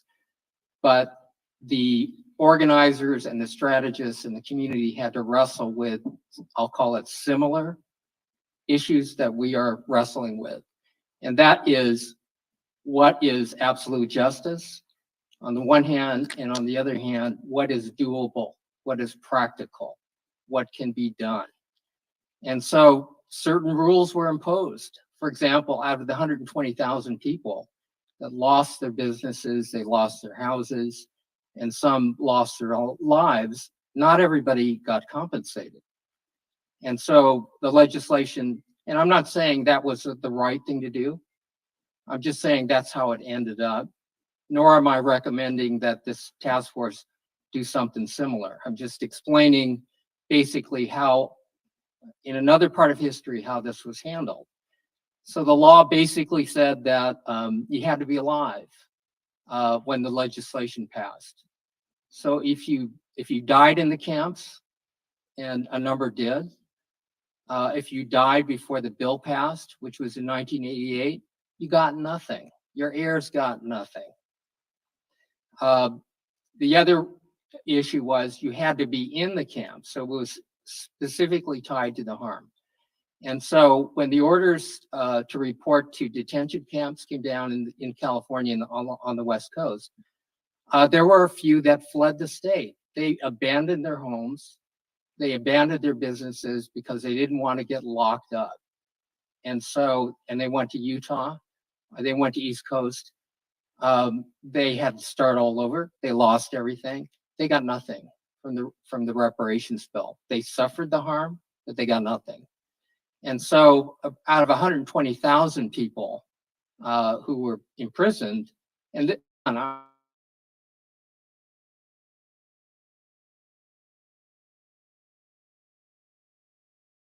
years of enslavement, Jim Crow, and everything else. But just on this specific instance, out of 120,000 people, 80,000 received some form of compensation. And so it was a hard thing. It created huge controversy within our own community. But the principles that guided that was compromising between, I'll call it absolute justice. Absolute justice would have meant anybody harmed by this whole process should have been included. But that was balanced by what's doable, what's feasible, what can we get Congress to do? And so, again, I'm not saying that, looking back, I have regrets on people who were not included. I expect that we're going to have regrets here. but as this thing works its way through the process, and the ultimate process is the legislature, because they will have to determine basically not only with what is justice, but balanced against what is affordable, what's doable.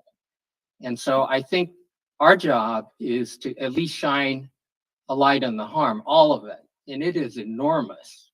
I mean, the numbers we're talking about are big time. But in this first juncture, at least, now we're coming down to where the rubber meets the road and making practical, we call it baseline, sort of the main filter, the starting filter of who's eligible. And again, we're not the first group. This body is not the first group that's wrestled with this question. So I'm not offering any answers, but I'm saying it's a good process and it's necessary, but it won't be perfect for sure. Thank you. That was very helpful, Member Tamaki. Member Montgomery Stepp, you're recognized, and we'll go to Member. Thank you so much, Chair. I just have so the September 30, 2020 date is a cutoff date. So if we were to decide on that, anyone that moved here and gained residency in the state of California under our eligibility requirements would not be eligible for compensatory reparations or the amount. The 9 months, I guess my question is, based on my understanding, that's sort of a rolling requirement, right? As people move, they can gain residency 9 months after being here, et cetera. I don't know the details. Is that the recommendation here, that there's a rolling requirement as opposed to a cutoff date? I'm just wondering, 9 months from when? What exactly is that?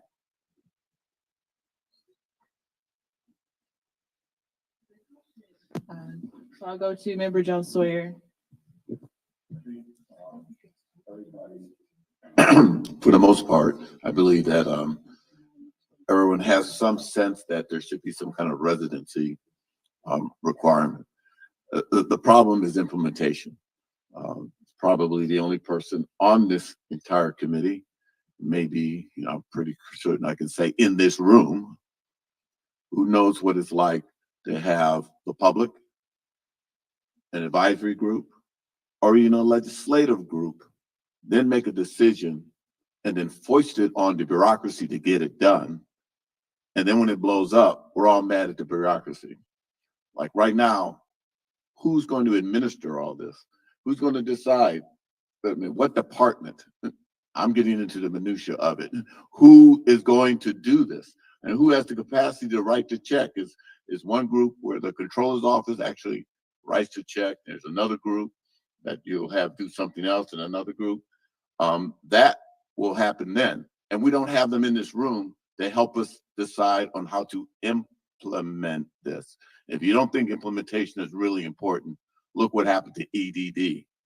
We decided we're going to go ahead and do something to help every Californian during the COVID crisis. It was a disaster. A disaster because we did not think it all the way through. Right now we have the task force, we're going to have the legislative, we're going to have the governor's office, and then we're going to tell a bunch of bureaucrats to get this done.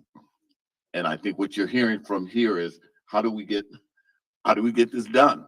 And part of this may be getting their input, the state of California folk who are going to implement this, or have we decided who's going to implement this, in the room to help us with that, so we can make these decisions so that it'll be easy, so that it doesn't get corrupted, or there isn't something where things don't go out for a year or two because they can't get their act together. It takes them a year or two to get the computer system up or whatever they need.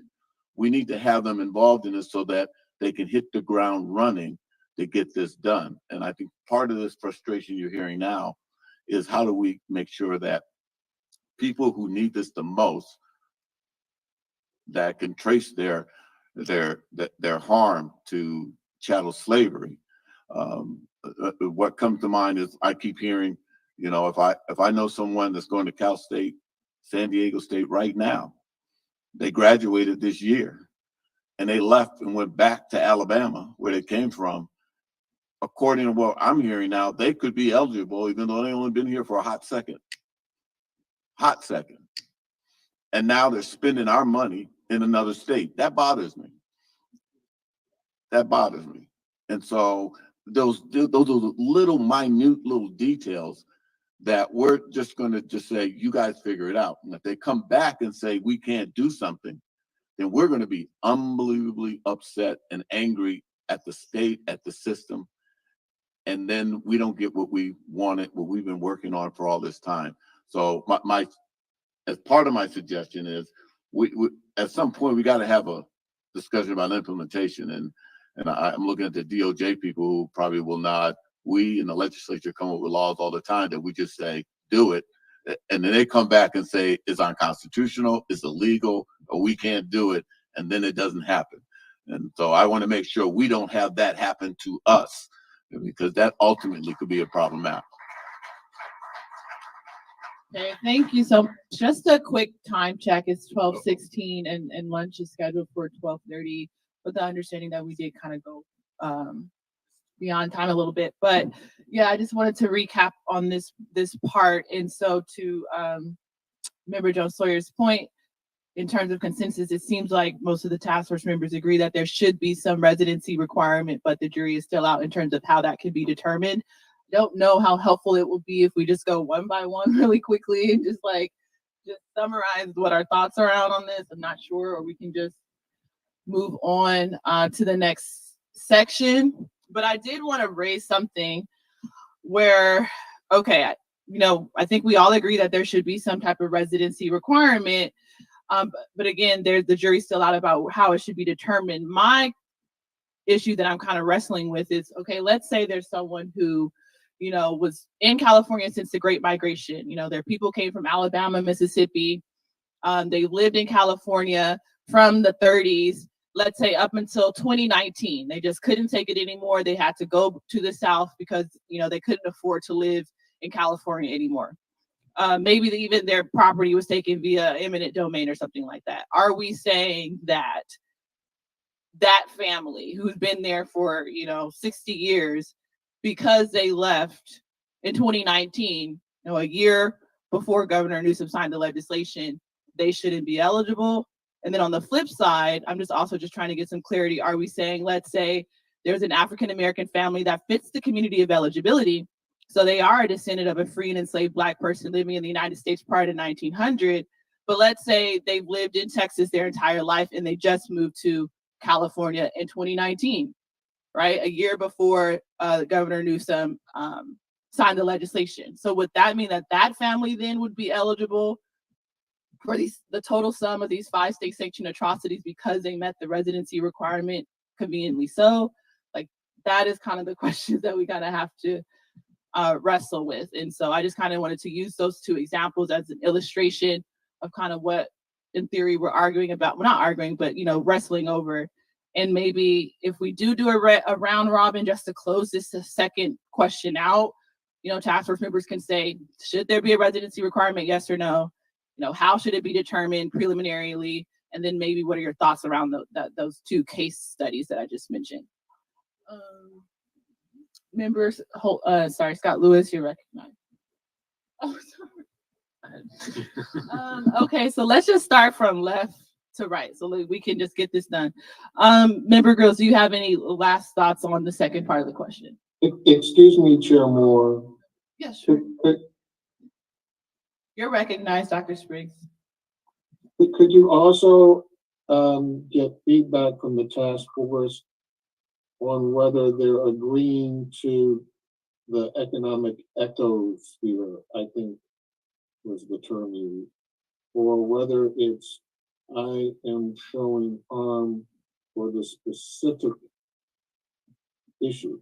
So can you speak up? Is there an agreement that there will be a calculation based on an ecosphere, or is it that I demonstrate I have property in Um, So we're not on that question yet, Dr. Spriggs. We're not on that question yet. We're still on number 2. The question you're raising is number 4. So we're getting there. Okay. We just want to wrap up question number 2. So Dr. Grills, do you have any closing thoughts on question 2 in terms of should there be a residency requirement? How should it be determined? Yes, I think I've already stated that I think there should be a residency requirement and how it should be established.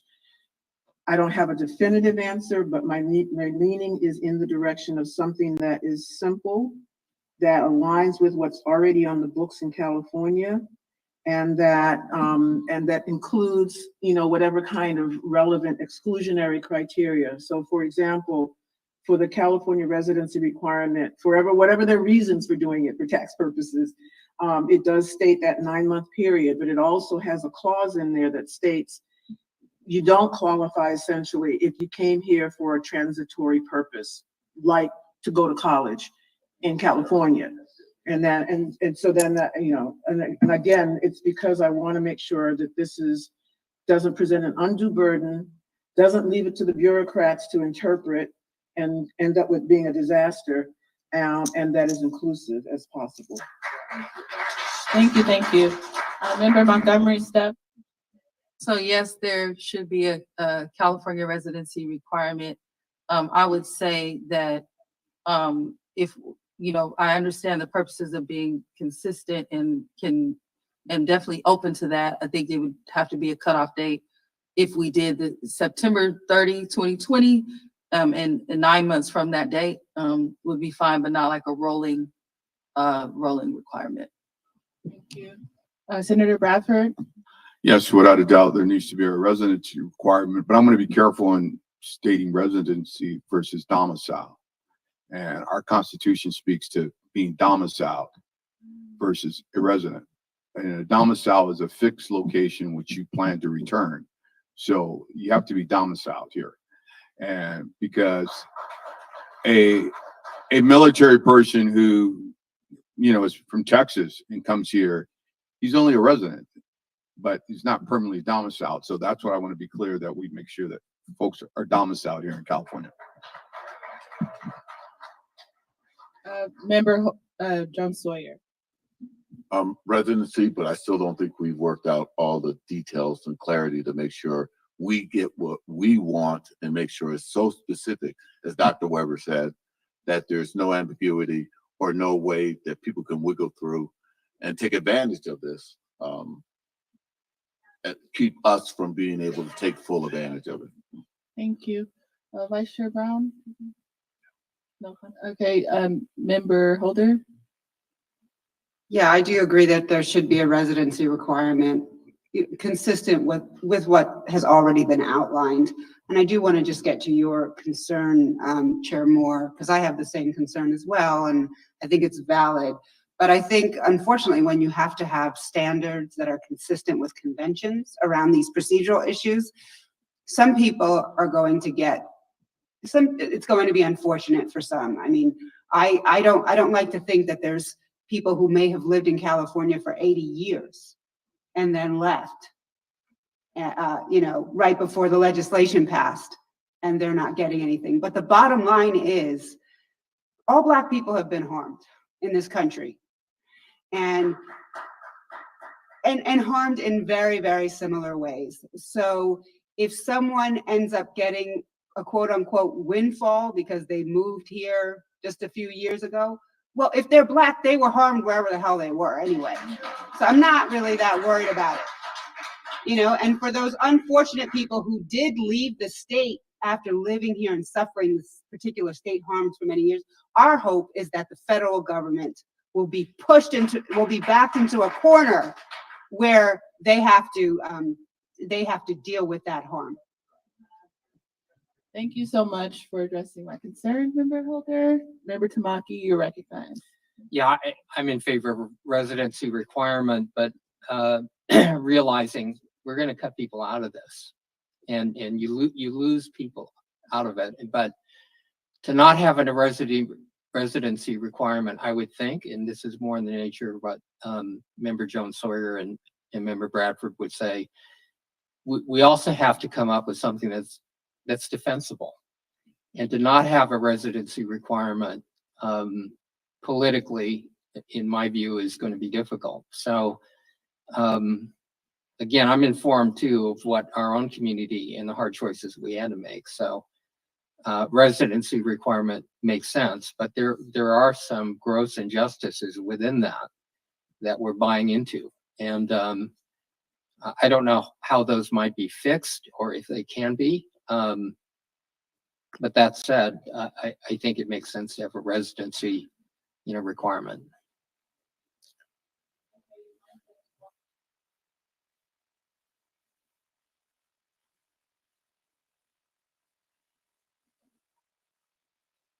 So I was just saying that I don't think, yes, Vice Chair Brown, you recognize.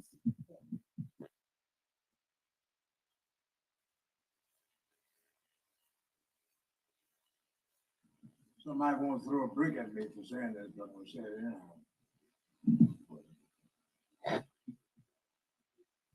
We got to keep in mind that we can express, as we all, our wish list regarding reparations. And we also be conscious of the reality. The reality. If anything's going to happen, it's not going to be because of the goodness of the heart of politicians. And the only way that we will get some measures of strides toward fulfillment, soon as we get out of that door, we better run and call Ray Ray and Samantha and lovingly tell them, get up off of your stools of do nothing and vote.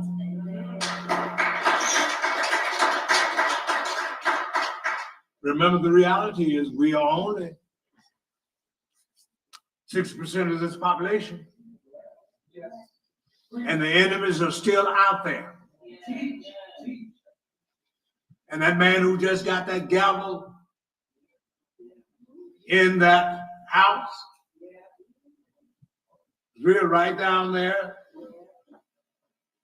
in a place called Bakersfield.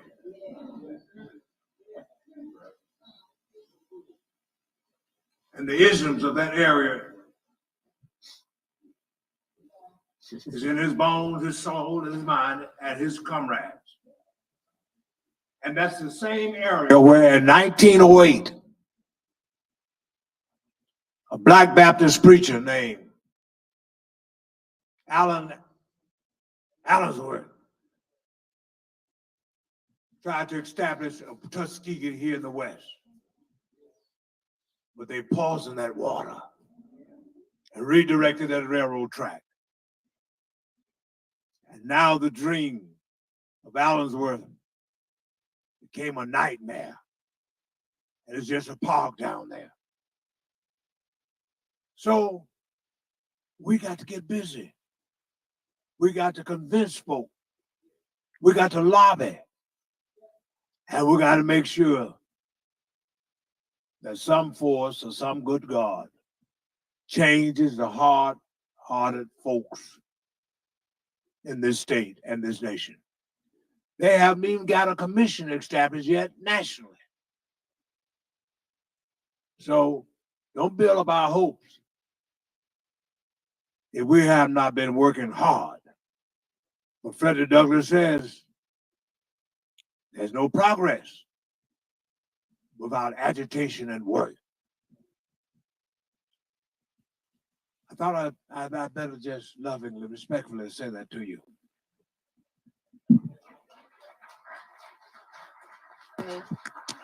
Well, it's 12:30 and I want to get some understanding. Should we table the rest of this discussion and then also your committee on the wealth gap to tomorrow for unfinished business? Because we have lunch from 12:30 to 1:45, and then we have a panel on tax law where we're inviting people to speak at 1:45.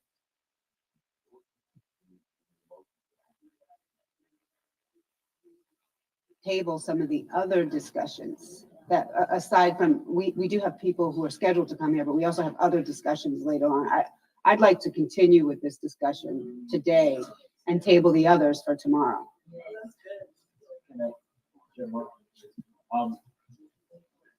So just quickly, this thing here. All right, we're activated now. All right. All I can do is talk. This thing got the other half of the job. So just quickly, I think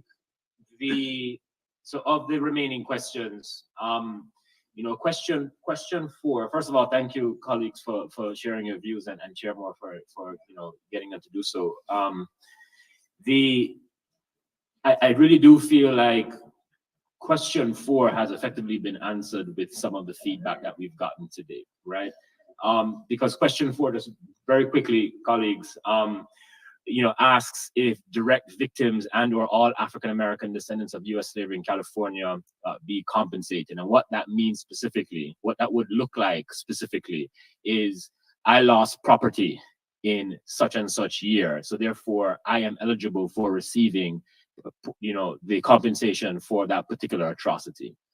But what everybody has said so far is that there does seem to be, this interest in a more generalized approach to simplify things in a way. And so in that regard, it does sound like the task force members are in favor of all African-American descendants, right? Parts of the, who form part of the eligible community would therefore be eligible for the total sum of reparations offered, as long as they meet this residency requirement, as we've begun to learn a bit more about. You can talk a little. I think, as far as I'm concerned, I feel like that answer, as a member of this advisory committee, I feel as if that answer has been provided based upon the feedback. And that's why earlier I said that I think questions 2 and 4 were actually related. Because if task force members, indicated their preference for establishing residency, in a particular, time frame, that would then require a secondary question, which is, how do you then provide, or should you then provide, evidence of facing particular harms? But it sounds like things are headed in the direction of a more general eligibility. So I think maybe we can go away together and then think about that more, and then come back next meeting, with more precise recommendations. Thank you. So to Dr. Spriggs, I think the consensus is we're going with the more eco-spirit model, to your point. So, okay, so that means then this committee report back is essentially wrapped up. It is, because we can't answer question 5 today. Yeah. We can't, So then that leaves what we're gonna do in terms of the next item on the agenda, which is your advisory committee on the wealth gap. So, on the wealth gap, quickly, I feel like last meeting, I explained, some of the kind of intricacies of thinking about the wealth gap, as a discrete area. And what I explained, and what I think we all understood and agreed to, was that using the term the wealth gap as a particular harm area wasn't actually necessary, because the wealth gap was effectively being represented by the 5 areas that we just discussed. And so what I can provide as an update is that the plan for, the recommendations, and what I'm working on currently, is effectively an explainer of that fact, right? And that would be added to to the recommendations. But what we did discuss, and what I felt quite resolved around in our December meeting, was that everybody did kind of understand that these five atrocities effectively worked for the matter of the racial wealth gap.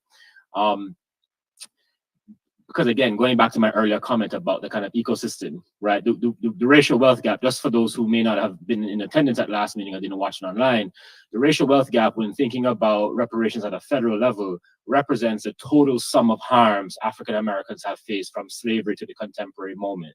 So what economists, you know, like some of the economists who are on our experts team, are, you know, advocate for is that the racial wealth gap alone at the federal level, that figure effectively represents and compensates for the total sum of harms that African Americans have faced. What we have decided to do in the task force is we have effectively identified 12 areas. And so we're providing remedies based upon these individual areas.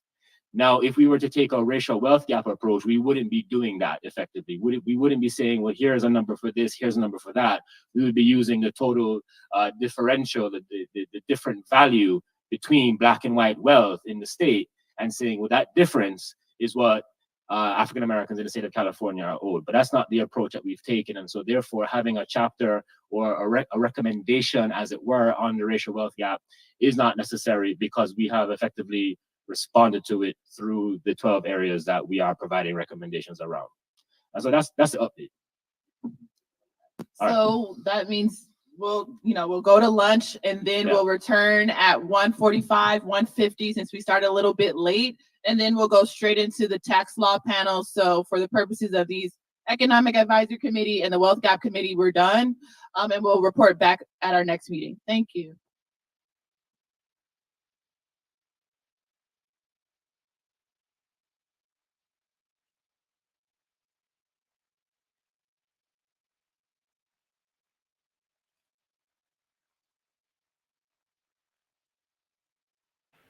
Well, family, did you hear the preacher man bring in politics? Uh-oh, hold on. Did you hear the preacher man bring in politics? Uh-oh, hold on. Did you hear the preacher man?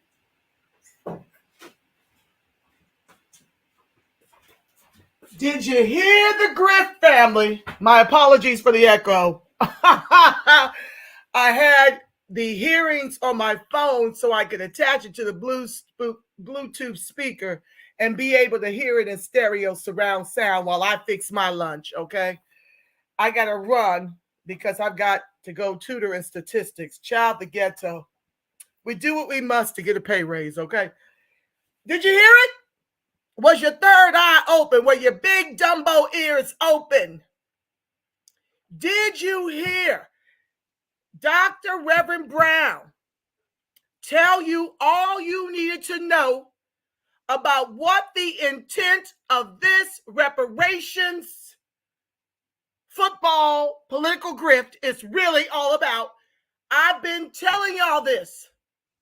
I've been screaming this since Newsom signed AB 3121 and Jones Sawyer tried to get these reparations extended through 24 after the election. I've been telling y'all I believe Newsom is setting this up to get Black folks to sheep walk to the polls to continue to vote for their erasure and replacement by immigrants. I keep telling y'all, we are not getting federal reparations, nor I would beg to say the state, until we bring the Democrats to their knees for several election cycles. Have I not been screaming this since November 2019 here on the Reparationist Perspective platform? You literally heard Dr. Reverend Brown do what Raphael Warnock did. They're mixing church and state. They're not supposed to be. This should compromise their 501c3s. Dr. Reverend Brown soft shoot it, but he told y'all to go pick up Pookie and Ray Ray and bring them to the polls. Now, I'm not for withholding the vote. I'm for political education and weaponizing the vote to get us up off this bottom. If the Democrats ain't gave us reparations in 60 years since we've been voting since FDR. What makes you think when you freely give your vote that they are all of a sudden going to do right by us with respect to reparations? They're not even considering giving checks anymore. I celebrated too soon. They're not considering giving checks to the very freedmen you done legislated about this piece. We were roughly 6.5, 7 million. We're down to about 2 million. So they don't get repaired. My thing is, y'all scared either way. Scared money don't make no money. Dr. Reverend Brown just said, we don't even know if it's going to take an act of God to get the reparations. We've been over here for what, 18 months, 2 years? I done lost count. We've been over here so long. Deal with these proposals. The final comes out in June this year. How long is it going to take for them checks to direct deposit to our accounts? I would venture to say it's going to be used to get black folk all over the country sheep walking to the polls for the Democrats in 24. You heard it here first. It don't take a rocket scientist. Now, why would Dr. Brown sit up here and tell us in one breath about gentrification and immigration hurting blacks, and in the next breath you go tell Pookie and Ray Ray to go out here and push the blue button? Because that's what you're alluding to, Dr. Brown. I see straight through your antics. I was really rolling with you until I heard you tell the truth. This is not getting done. It's being used as a political grift, and the only way you're going to get it anyway is if you get out here and push the blue button. That was your subtext, Dr. Brown, and I heard you loud and clear. I heard you loud and friggin' clear. I don't know if anybody else caught it, but the reparationist perspective, I look at things through my third eye. So yes, I'm going to definitely be doing a spiritual treatment for state and federal repair, city, state, and federal repair. But I see what's happening in real time. Don't you dare go to these polls and continue to push this blue button. If you do so to our children and grandchildren's peril. That's what you're going to do if you don't vote for politicians who are in agreement with closing the border and kicking these illegals out. Akin to what was happening under Trump. They was afraid to come in this piece down here. Our unemployment figures was 5%. They over 20% now for American freedmen in the state of California.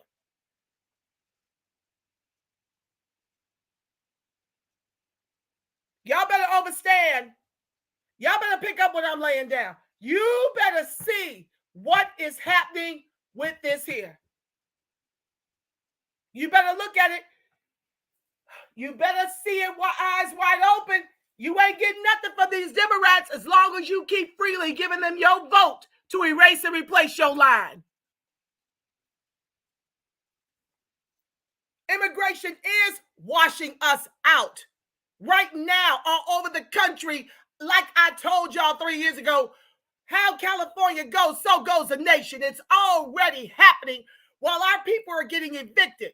Can't redeem their Section 8 vouchers, becoming homeless while they're putting them up in luxury high-rise hotels, giving them our jobs. Okay? No, I'm not going to compete with someone on a low-level skill, low-skilled labor. But who was doing it before they flood the country? Then who is being denied now that they flooded the country? Y'all better wake up. We are out of time. We are out of time. And I'm with some of y'all in the chat. You're talking about how they need to do something right now. I agree. But find me that legislation where that's happening. All I see is them continuing to create legislation to cater to illegals to make them hurry up to be citizens to replace our vote. And all I see is niggardly black folks choosing to withhold the vote over weaponizing the vote. Although I did get an increase in the midterm from 8% Black folk voting for the repugnant clans during the midterm up to 14%. Okay? But y'all better weaponize that vote, because they are seeking to do to the vote, where freedmen are concerned, what they've done to us economically. Their intent is to genocide us. These plans are ethno-genocidal for American freedmen.